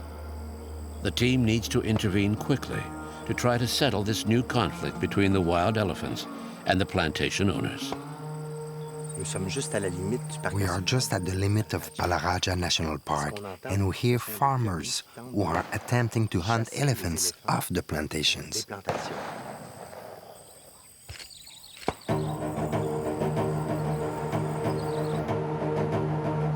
Challenge here is that to chase the elephant, you need to direct them to a place that is safe. But here, there is almost nowhere they can go.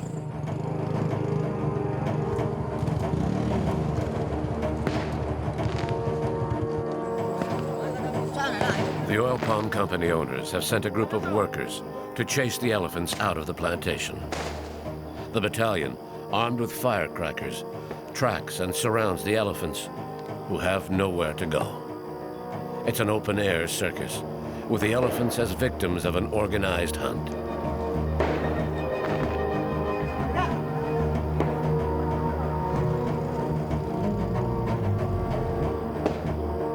The elephants are trying to go here, but there's somebody there again. Yeah. Yeah. Again, they're trapped. So many noise, yeah. Yeah.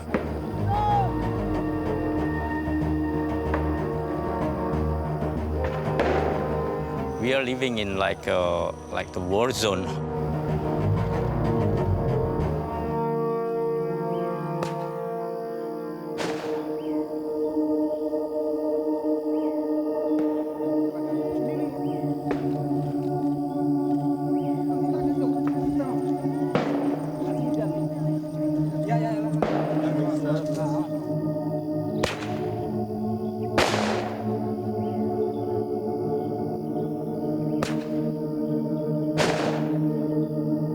They keep on trying to survive despite this kind of situation. Almost every one of them got different kind of scars in their body because they've been tortured here and there. Slowly, run out. Now we are safe.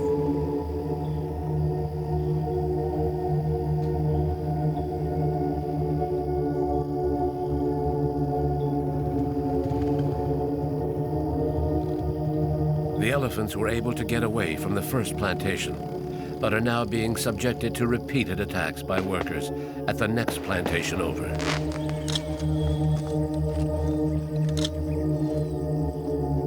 Look, you know, they're right in the middle of the two plantations and they don't know where to go. Yeah. Different people chasing from different directions, so they must be really confused. The plantations have become war zones where owners can do as they please. The elephants simply no longer have enough protected habitat to survive. National parks have been reduced to almost nothing, and the Indonesian government continues to close its eyes to flagrantly illegal activity.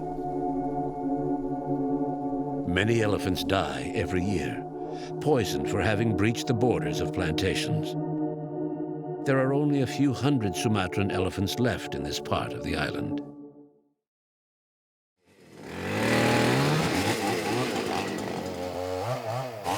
The Indonesian government's inability to protect its parks and reserves leaves conservation groups with few alternatives. That was the end for me. Now I don't take risks. I buy the land. If I'm permitted to under Indonesian law, now that I'm a citizen, I will buy up as much as possible. Even if in terms of conservation, I'm not sure it's the best option. But if we want to be as certain as possible that we can save the forest, we have to buy patches of forest, create private conservation zones.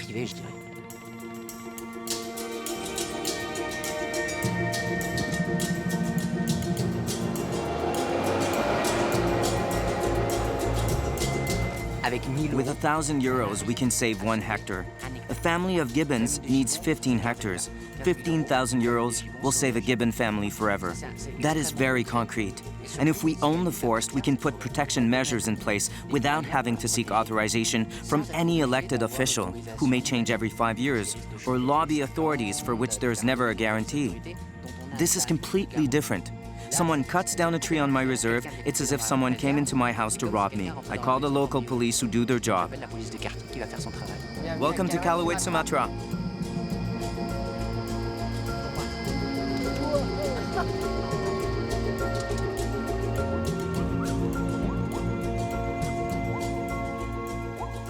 From the high point of his reserve, we observe the morning spectacle of a family of wild gibbons. Free, on land rich in a variety of species, in the heart of a parcel of forest protected by Calawate. It's wonderful because looking down, you can see wild animals, which is almost impossible when you walk through the forest. Yes, it's one of the few places where you can observe wild gibbons at eye level. This is a family of 5. And it's great because the male has light-colored fur and the female is black, so you can see patches of color moving through the forest. That young one seems pretty lively. Yes, that's typical of gibbons. He's almost 2, still close to his mother, but he moves around on his own, jumping around to the annoyance of his parents. What's amazing is to see that the work you do with the cages, with conservation, now allows you to buy sections of forest to protect it. Yes. Thanks to the animals you hear in the background singing in their cages, I can protect the wild ones. This is why I came to Indonesia, to see wild gibbons and protect them. And we're doing just that here at Calawate Reserve, the forest we bought. I can touch that goal with my fingertips.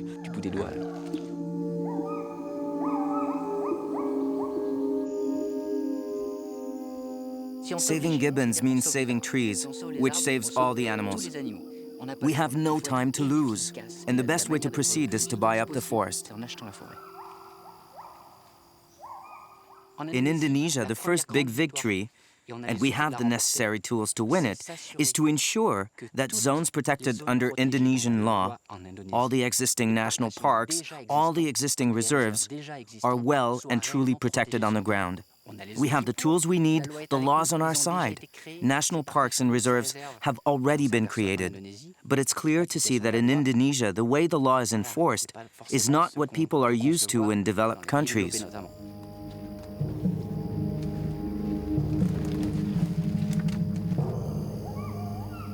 The Calawate Foundation relies entirely on donations from the public. Will Shani's plea reach into our homes, where we consumers of palm oil can make a difference? Bowing to international pressure, a group of growers teamed up to produce certified sustainable palm oil. But it's a fraction of the world's supply, and some NGOs doubt the honesty of certain producers. Yet respect for habitat and biodiversity ought to be a basic condition of earning the right to exploit the forest anywhere on the planet. The fight against palm oil is crucial, not just for the forest of Indonesia, which unfortunately is already severely affected by palm oil. Anything we can save in Indonesia is only a first step. But if we don't organize a defense, an offense against palm oil, then the industry will start the same process of destruction in Central Africa, in Gabon, especially, which is renowned for its lush forest. The oil palm corporations are already there, and in Latin America. That's why it's vital to have victories here, so that the pattern doesn't repeat so severely in other countries where palm oil exploitation is in its infancy. Just look at what's happened in Malaysia, which was one of the first countries targeted by palm oil and where little forest is left. Deforestation accounts for 20% of greenhouse gas released into the atmosphere every year, which is a major contributor to global warming.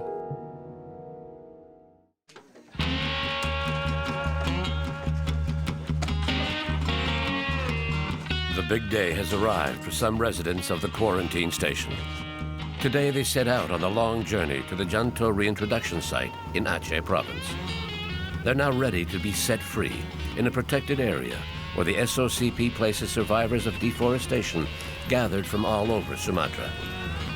The fact that the release site is so hard to reach offers some protection to this fragile area, mostly made up of peatland. Peatlands are deep peat, where all the leaves and trees and branches that have fallen into the water have never rotted, because there's no oxygen down there. So you end up with this massive accumulation of carbon under the ground, sometimes 6, 10, 20 meters deep, something like that. Now, if you actually look at Indonesia, I think Indonesia has something like 56% of all the world's tropical peatland.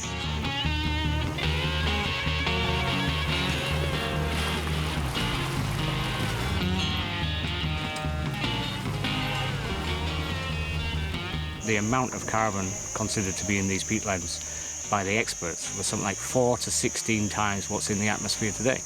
So this is a major issue. If you want to reduce emissions of carbon into the atmosphere, if you can stop destruction of Indonesia's rainforest, and especially its peatlands, you take a huge leap in the direction of your goal.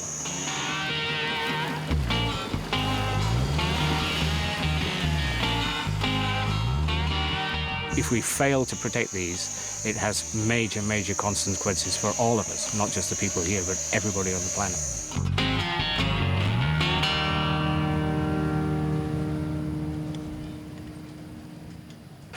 After traveling for hours, the orangutans at last reach the Janto Release Center.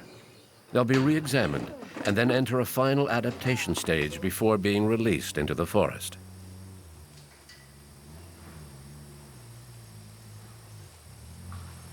Mission accomplished. Yeah. This is the bit where we actually get to take a breather, eh? Yeah. It's always stressful when you've got the orangutans on the road, because anything can happen, like bridges breaking down or getting stuck with a broken axle or something. But once you get them here, they're healthy, they're in the cages, you can relax a bit. Orangutans tend to just sort of grasp it. You know, okay, I'm in a box, let's see where I go. Yeah.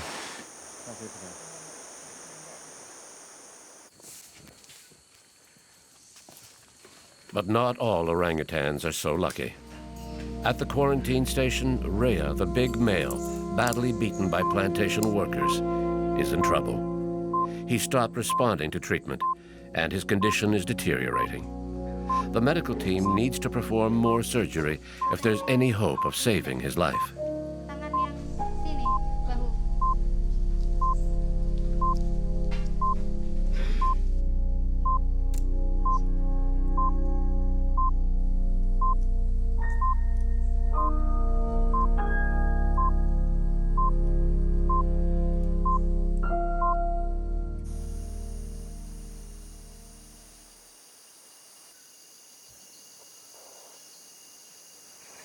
Great day for Ruben, eh?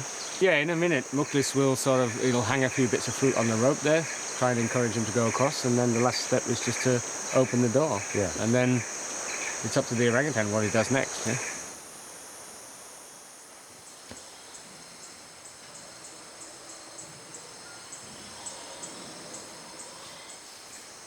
This is what it's all about, yeah? I mean, ever since the orangutans first confiscated and in the medical quarantine and patched up and everything else, it's all about this day where the door is finally opened and they have that chance of a second life in the wild, which could be another 40, 50 years or so. Yeah. It's fantastic.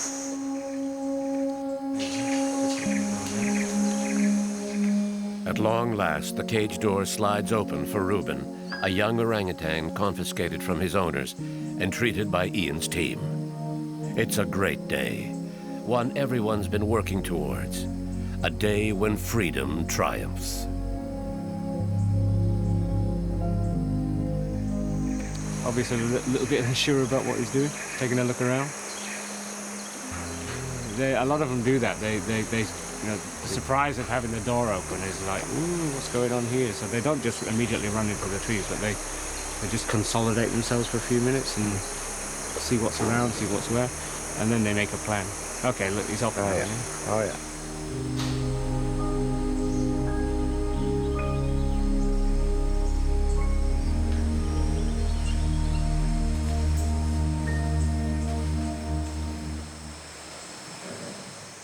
Not very interested in the fruit, more interested in the tree.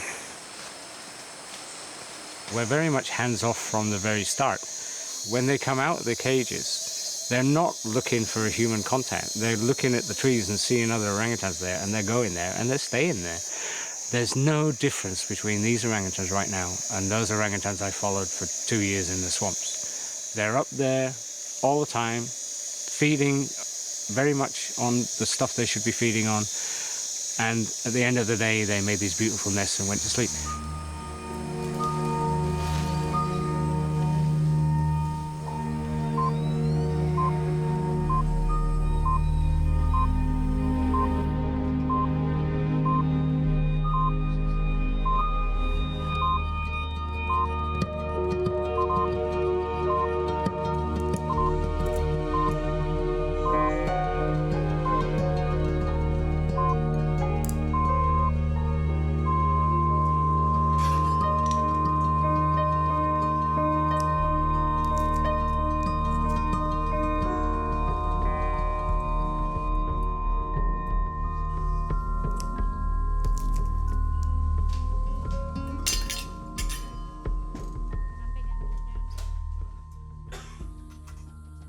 Yenny sent me a text. We lost the poor guy, so yeah, I didn't make it.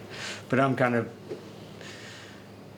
disappointed because I was a bit optimistic. I thought when we had a good look at him the other day, it looked like he's still pretty strong. He's been enthusiastic about his food, but I think the injuries that he's got inside are much more than what we saw outside. It's really sad because I thought it was a great, rescue story, but he was eating with good appetite and everything, but... This is another orangutan dead at the hands of humans, farmers, villagers, just crazy people. When they get an opportunity like that, they just go nuts. Orangutans get killed almost on a daily basis just for nicking a couple of durian fruits or something like that, It's just bizarre. It's completely out of kilter. Sad. But we move on. Try and save the other ones.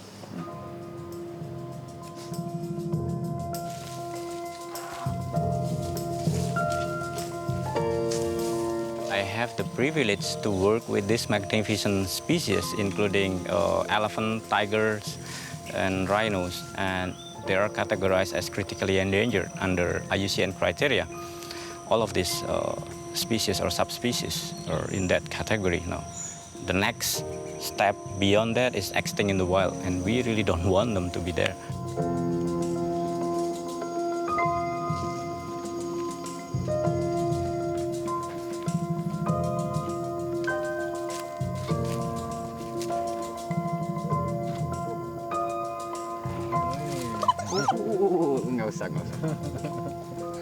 I can't imagine anyone thinking Calawate is a solution. It's often presented as such. Yes, we're doing amazing work, but we won't save the gibbon. Not the gibbon. We're saving some gibbons. And there's a huge difference. We're not saving the forest. We're saving bits of forest, fragments, pockets. But if we don't do it, we'll lose everything, so we have to do it. Maybe there'll be a study in 30 years in Borneo and we'll have saved 2% of the forest. Yeah, but it's not all gone. We have to focus on that, because if we don't act now, if nothing is done, we'll lose everything.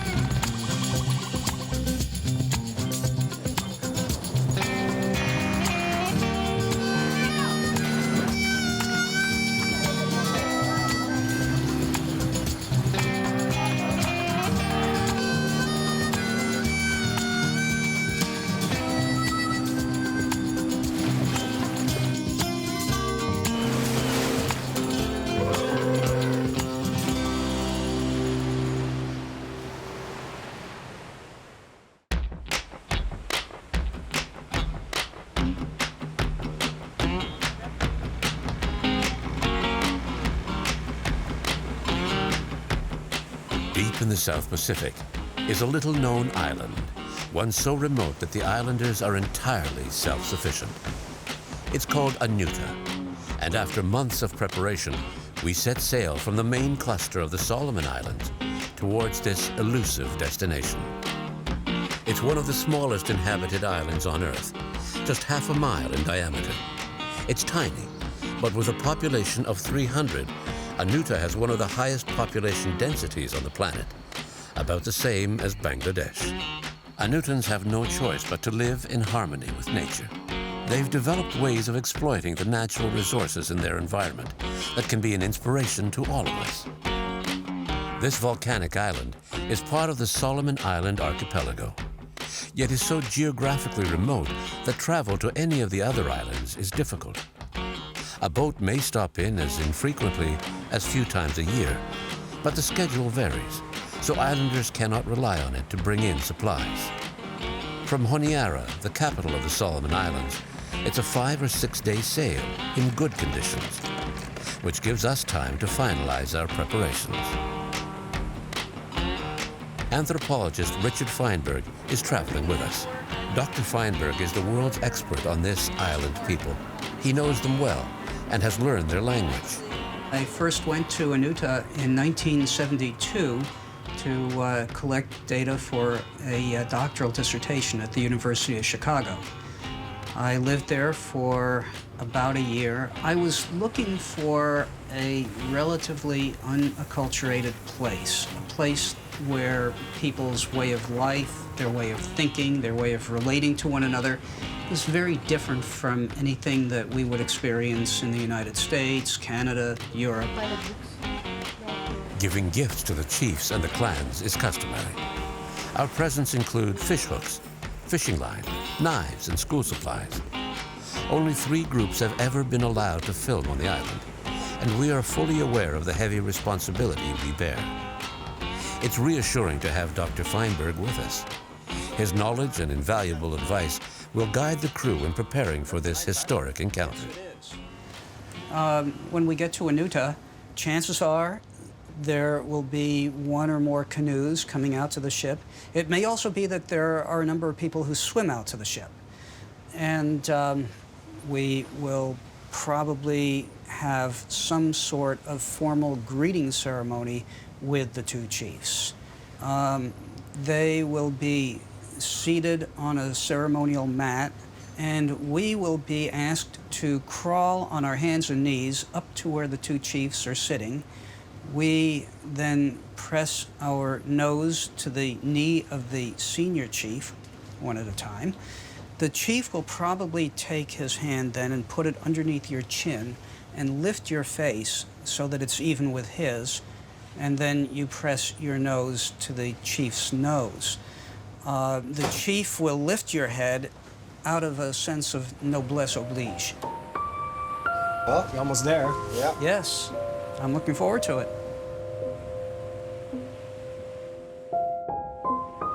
On the morning of our 6th day at sea, there she was, magnificent, like a mirage floating above an endless ocean. Anuta. There's a canoe approaching. Is Rick awake? Yes. Okay.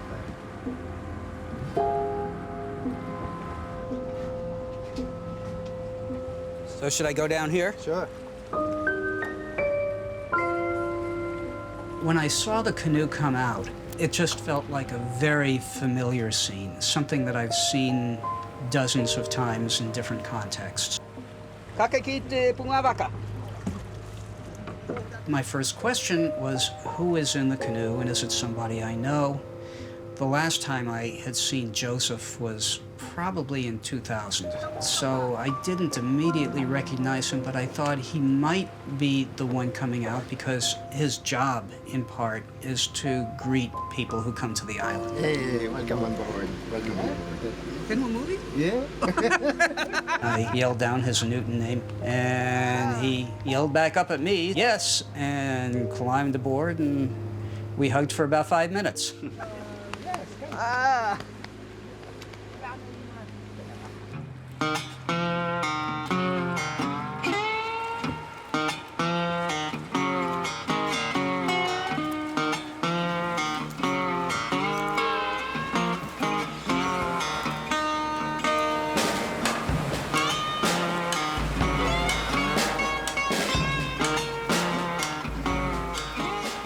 ashore in one of their traditional canoes.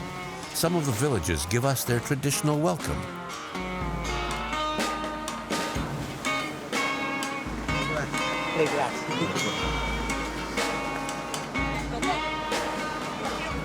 The people who are not part of the Western world, who are living in the present time, are not living fossils. They're not representatives of what people were like centuries ago, and we're not stepping back in time. They're very much part of today's world, but they're a different part from what most people with access to televisions have the opportunity to observe. They have children who go to school. They do recognize the value of money. They do recognize the value of modern medicine. They're concerned with travel and adventure and many of the same kinds of things that people in our part of the world are concerned about.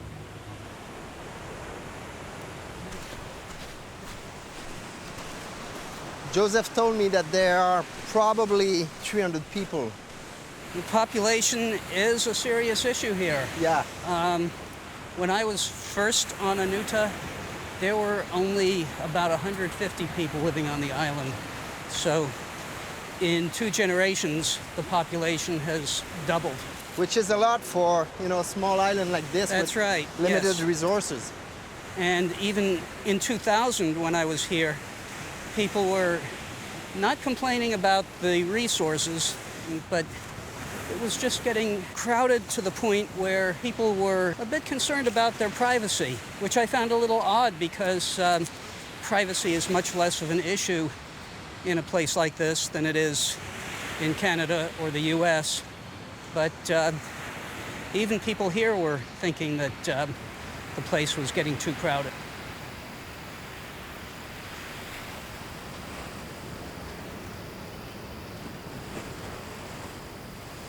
I am delighted to be here. I have only been here once in the past decade. It's a bit of a shock to come here and realize that I don't know most of these people because the children were born after the last time I was here, and people's names change periodically. When they get married, they change their name. So it takes me a few minutes to figure out just who a person is. With Samoa. Hey! Father John. I knew him first as a child.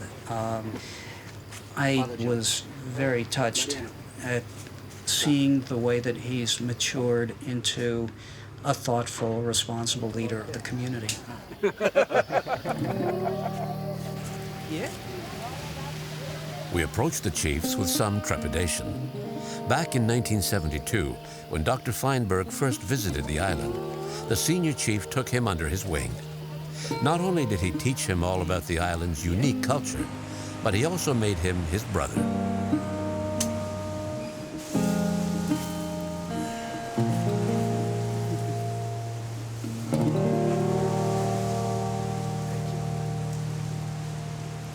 My first feeling was that my brother had aged a great deal since the last time I saw him. But he's just as sharp and thoughtful, just as much of a forceful presence as ever. I think that the bond between the two of us on a purely personal level has just continued to grow.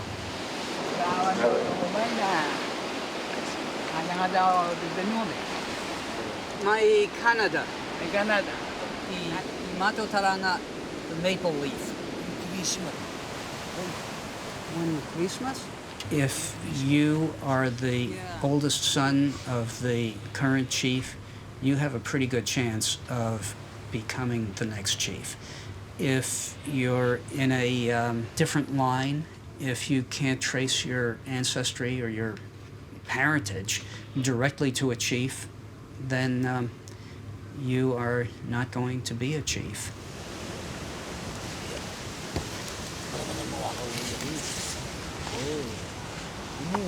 In terms of the social structure, there is really a surprising amount that has remained almost completely intact. They have a lot of social support. The idea of somebody being alone and neglected is almost unthinkable on Anuta, whereas it's all too common in our part of the world. So in that sense, perhaps yes, Anutans may be happier than we are.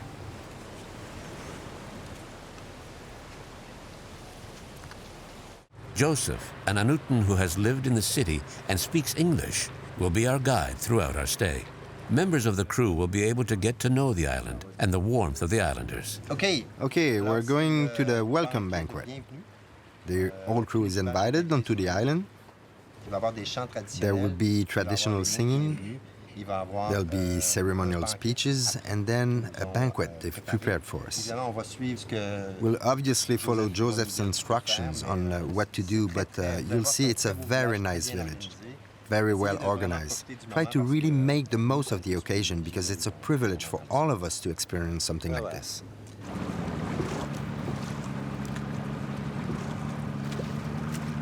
Anutans share a common value based on cooperation, sharing, and compassion for others. This philosophy, called Aropa, is a basic principle for Anutans. Here, traditions still play an important role, and they are handed down from generation to generation.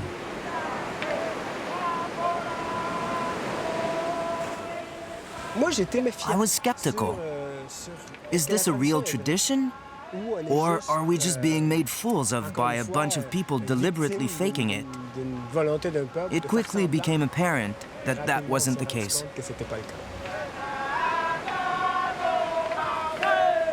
Happiness is a major value for Anutans. If you ask them why they do things in a particular way, why they perform certain customs, there are two stock answers that they give. One is because it's the ancient custom of our island. The other is to make us happy. It was a wonderful surprise. We all had a great time. We never expected such a warm welcome.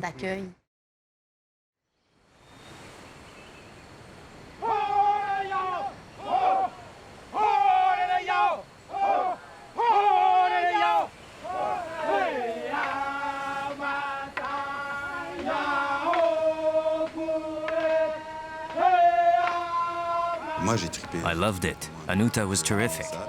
They really made us feel welcome, and they were really considerate, really nice. I don't think there's anything phony about it at all. I think it's a good example to follow.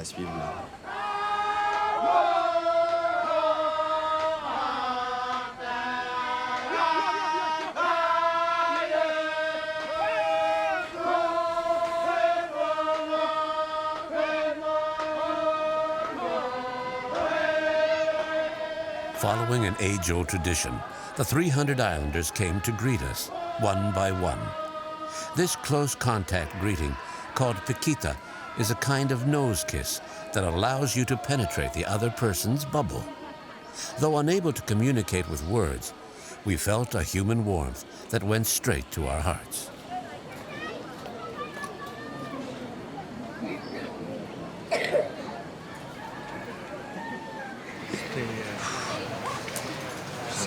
Indescribable. It's very moving. An energy from your people that is very hard to describe with words. No problem. It just was a very intense feeling. No, we are not looking for difference, but we are looking for unity. Yes, yes. Unity. Unity. Unity. Yeah. Only the baby face.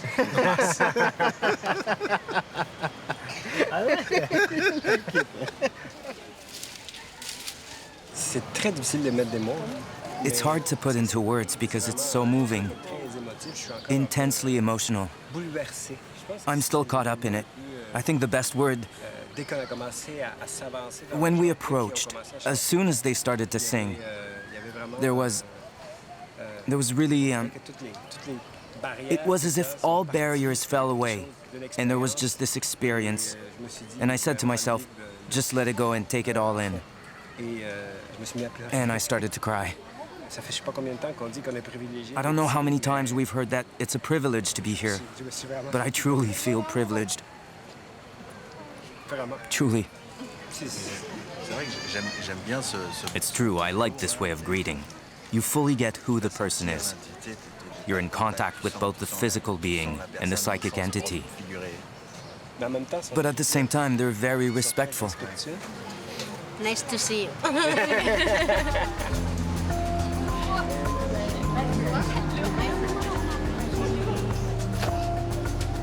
The arrival of the church occurred not too long after a pretty devastating famine. And when something like that happens, people start to question the efficacy of the old religion. The church preaches love and support. Love thy neighbor as thyself. And Anutans were able to look at their own traditional value of Arupa, and they could say, in essence, we were Christians before the church appeared.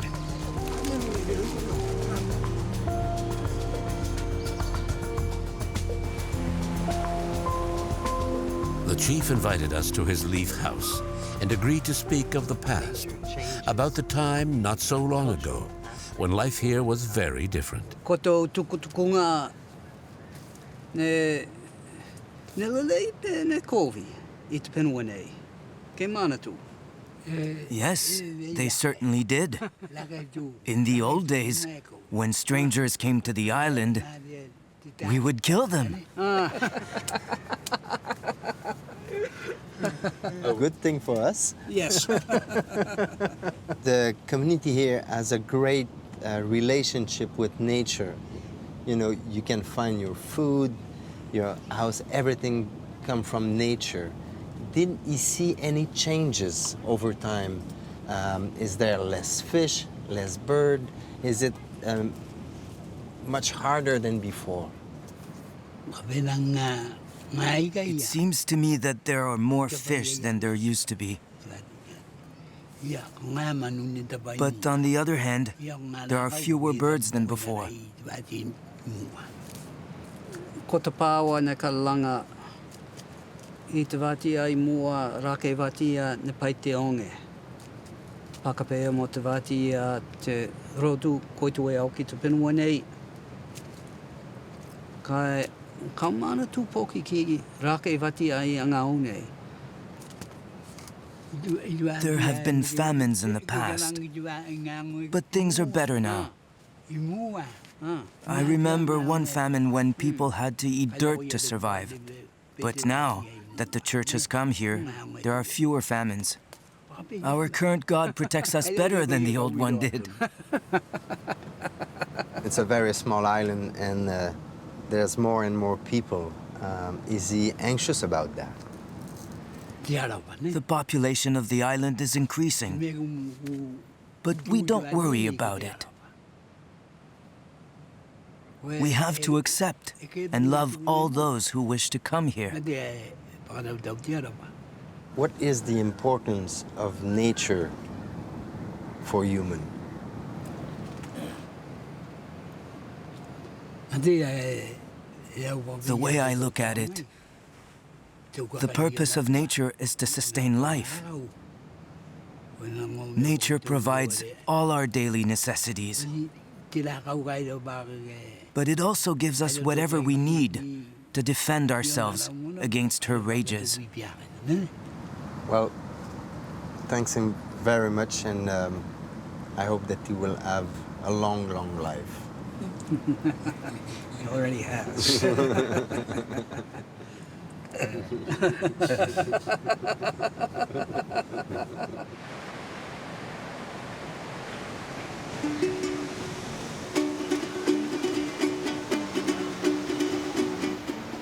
We spent time, lots of time, with islanders who quickly became friends.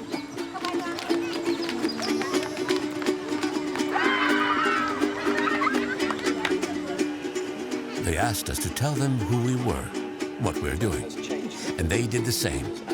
In a world where barriers between individuals seem non-existent, perhaps because of Europa, the life principle based on respect and compassion.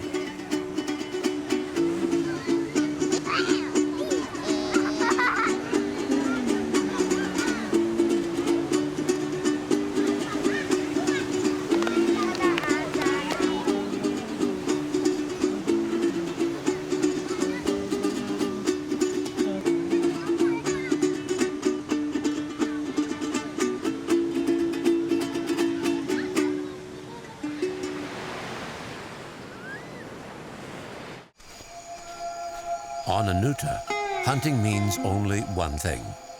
Catching birds is an ancient practice which takes place at night at the top of a cliff where terns and other seabirds nest.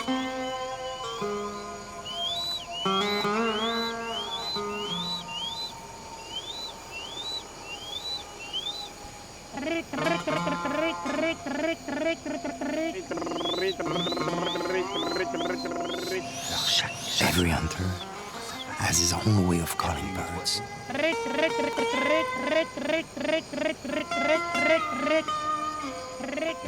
The idea is to try to attract them here, so they'll fly right over our heads. They have long poles with nets at the end. They try to catch them and fly.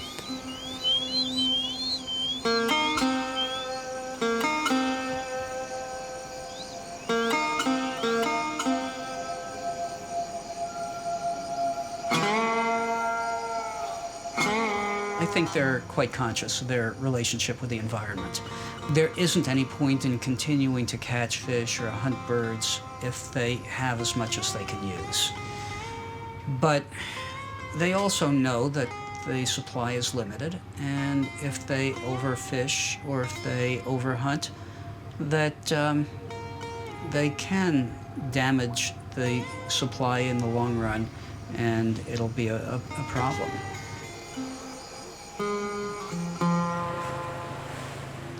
Fishing is the main activity on Anuta, and their survival depends on it. Anutans are remarkable swimmers, and their thorough knowledge of the coral reefs that encircle the island is impressive. Anuta is very remote, probably about as remote as any place you can find on Earth, and they are pretty much self-sufficient. In some ways, that self-sufficiency is a little bit of an illusion because they catch fish with metal fish hooks and monofilament fishing line. They use waterproof flashlights to hunt fish and collect shellfish at night. When they go to work in the garden, they use metal knives and axes. So it's not completely cut off in that sense. Food is incredibly important to the Anutans. Food is connected with the idea of life. We think of somebody dying when the person stops breathing, when the heart stops beating. The Anutans, at least traditionally, regarded the point of death as coming when the person could no longer eat.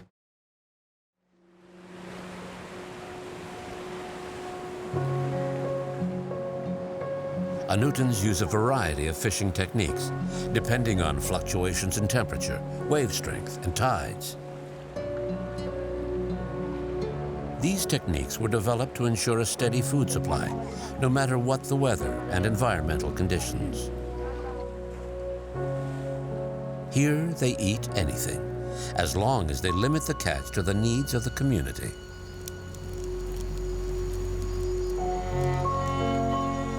If the population grows too fast, the results could very well be disastrous. There has to be some way of controlling the resident population.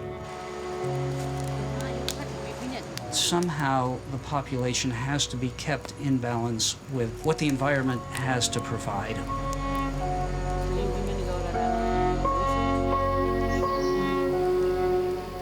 Farming is vital for Anutans.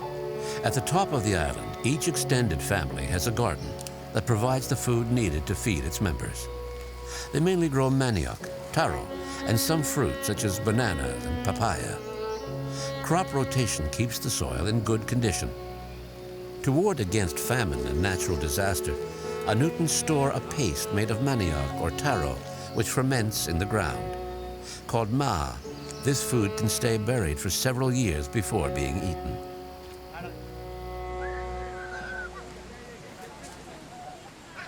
Anutans know the value of money, but they don't use it in their daily lives. However, they have set up a student association so that young people can go to school off-island. I live here and then I go over to Honiara. I go to school in the vocational school in Aftara. It's a technical school. I pick up a course as a mechanic, and then I finished and then I work in Honiara. It's about 9 years. I came back because I went to look after my parents, and then because they're getting old, so I think it's a big responsibility for me because I'm their kid and their kid. So when I become a man, I have to look after them as they look after me when I was a kid.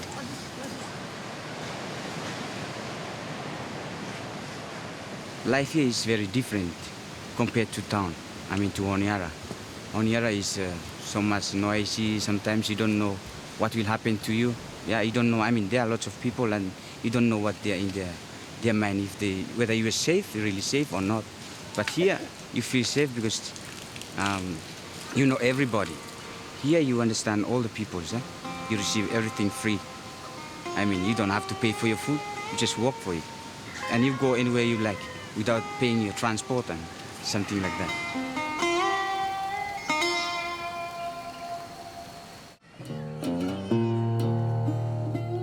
The island's supply of large trees is limited.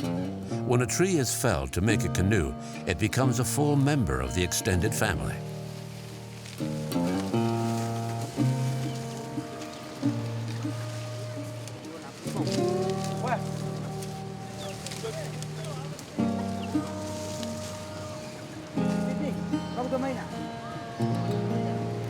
So, Joseph, that was his canoe, right? Yes, his canoe. That's the oldest canoe? That's the oldest canoe. When was it built? Late 18th, I think. They only use stone axes and also fire. Made the fire, then burned the old. Okay. So that means that you took good care of it because, yes. I mean, it's... We treat the canoe as a human being too, especially. Because that is not the only way for us to go as fast Fatutaka by canoe. So this canoe was made from one single tree, right? Yes.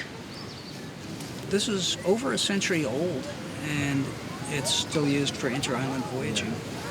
I've never come across any place where canoes are kept this long or where people put this much effort into taking care of them. This is the only way for us to get fish from the sea. If a canoe is damaged to the point where it can't be repaired, they hold a funeral for the canoe, very much like the funeral that they would hold for a deceased relative.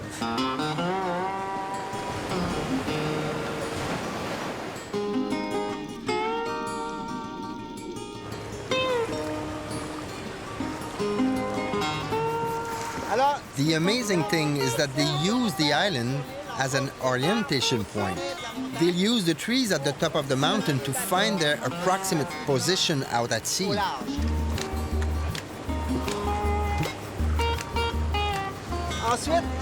Then, one person jumps into the water to locate the reef exactly.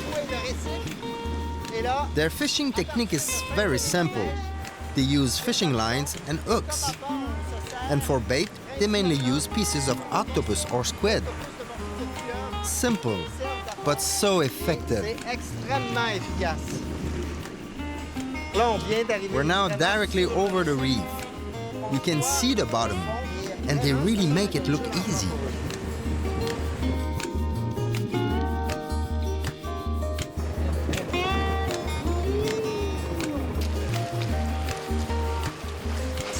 When you see the map they've drawn of the coral reef, you realize that this little island includes an area that's underwater.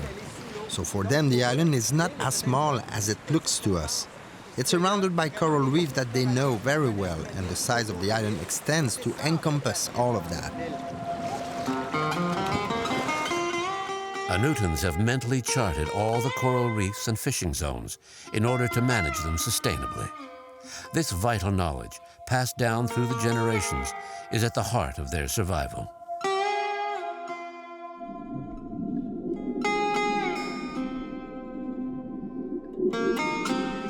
For us, it's very important that we manage how we catch fish.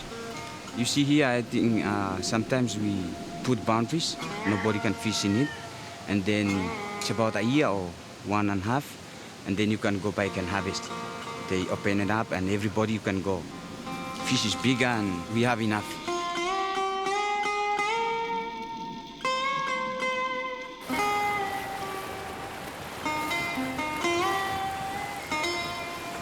It's amazing to see how fast we can move under sail.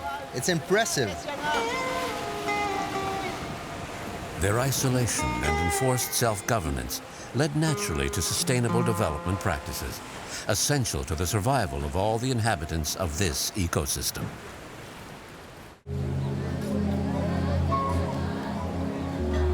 It's our last day on Anuta. A certain sadness overtakes the crew.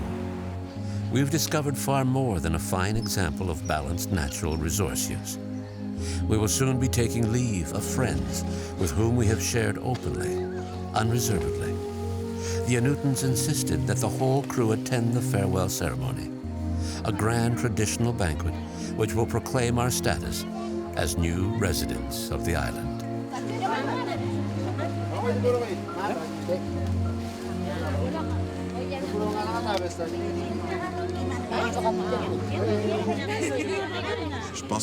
I think everyone was impressed at how warm and welcoming they were. It's not always the case on ships, but we proved we're a good team. Interested, curious, we were willing to try anything they offered us. Eager, in fact. The farewell ceremony was pretty intense, I'd say powerful. Something we'll remember for the rest of our lives. We were a bit worried at first because we didn't know what to expect. But they are an incredibly welcoming people, very open, and it's clear they love their island. Dressed in traditional garb, we start the farewell ceremony by a ceremonial tour of the entire island for a detailed look at our new home, bequeathed to those who have understood and accepted the unique way of life on Anuta.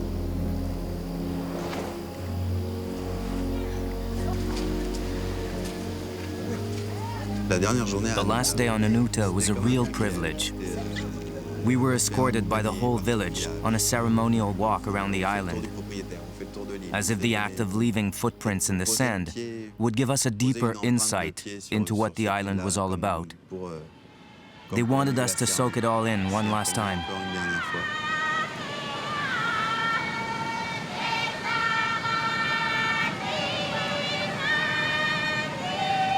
Our imprint will remain on the island and in the hearts of the islanders. Through their generosity, openness, and their traditions, they've taught us almost forgotten principles about the relationship of humans with the natural world. But above and beyond a harmonious relationship with the environment, we've seen and learned a great deal about basic human nature.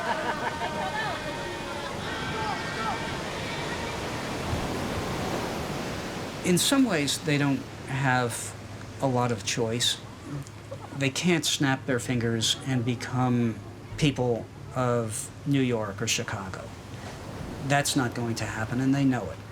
On the other hand, they probably wouldn't really want to transform their island into a mini New York or a mini Chicago. They are making conscious choices.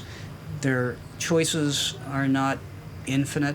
They know that they're constrained, but they also have made a decision that custom is important to them, and they want to try to hang on to it as much as they possibly can.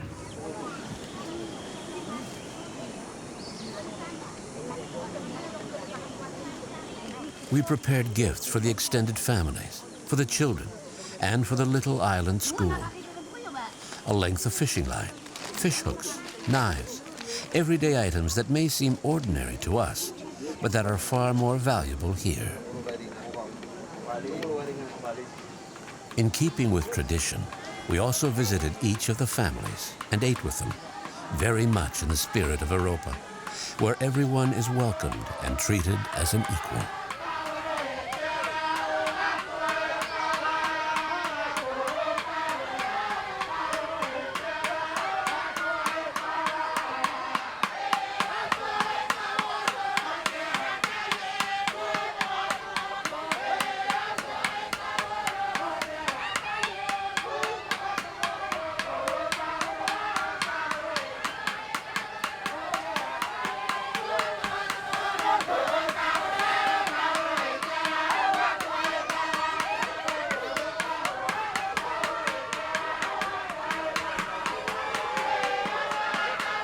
At the end of the parting feast, everyone joined in the dance.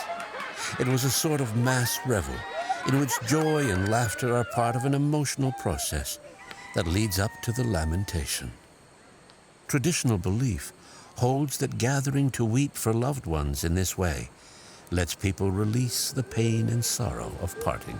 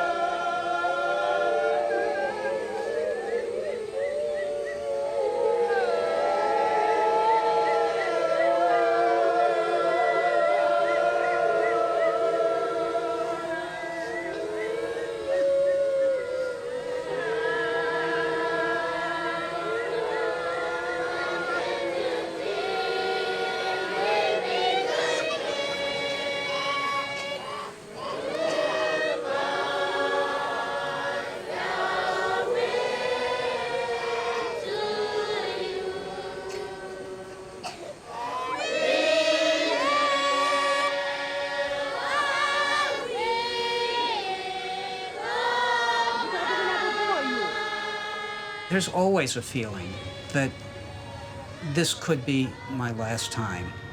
It's so hard to get to that you never know if you're going to be able to come back.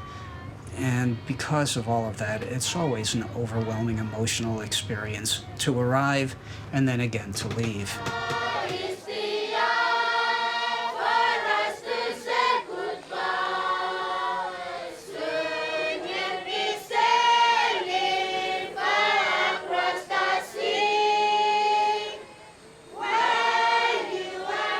We came to learn about their way of living in harmony with nature. But we're leaving with far more, with a deep sense of principle and values, which we know not how or why have renewed our faith in life.